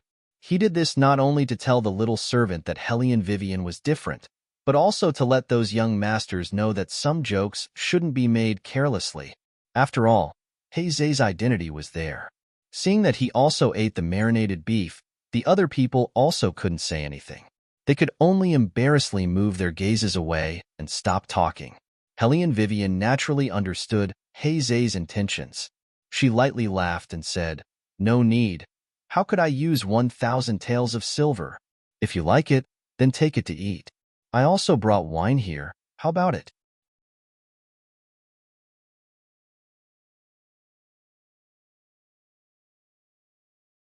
Chapter 180. There's even wine. He Zhe's eyes thoroughly lit up this time. Quickly take it out and drink a few mouthfuls. Hellion Vivian made a sound of agreement and spread out the things she brought. Apart from the sauced beef, there were also small ribs neatly arranged.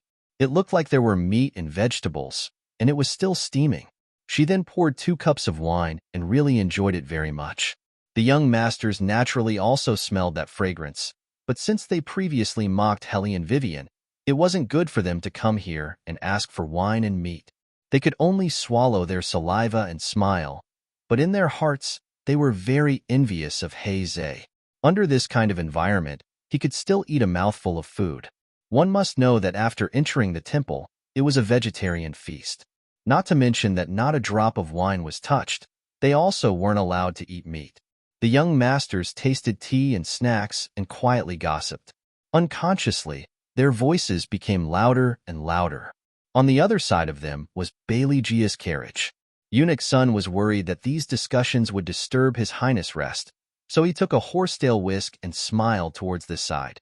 Young masters, His Highness still has to lead the team in the afternoon and needs to rest. Everyone, please be quiet. Yes, hee. Eunuch Sun's reminder is correct. We saw that Zay, that guy, had a good relationship with that Hellion family's eldest young lady at some unknown time.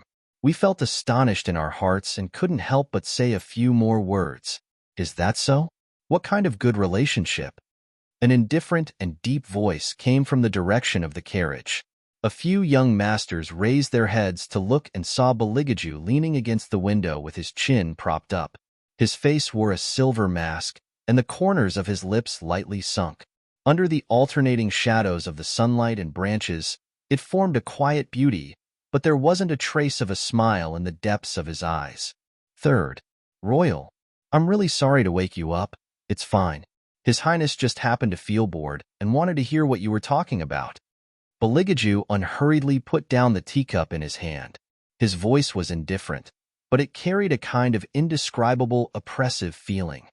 No, I just feel that it's really rare for he eyes to be like this today.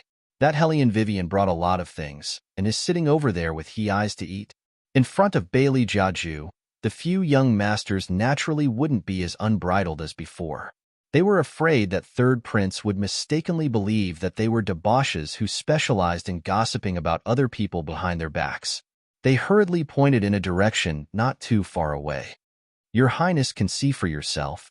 Those two people seem to have a very good relationship. Bailey Jiaju followed that person's finger and looked over.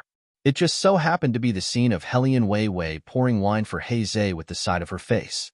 Zay conveniently pinched a piece of pork rib from her lunchbox and put it into his mouth. Bailey Jiaju's dark pupils dilated in that split second, but he quickly calmed down.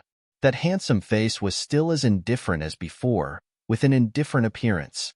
It seemed that he was not very interested in what he was paying attention to. In contrast, those young masters always felt that they were too gossipy and laughed awkwardly. Zay has always been unpredictable. It's probably because old Master Hay's side urged him too much, and he's also had some thoughts. Speaking of which, he used to be pretty good to that childhood sister of his, but recently he's been rejecting that girl. But he's become closer to Hellion Wei Wei. Could it be that he's serious this time?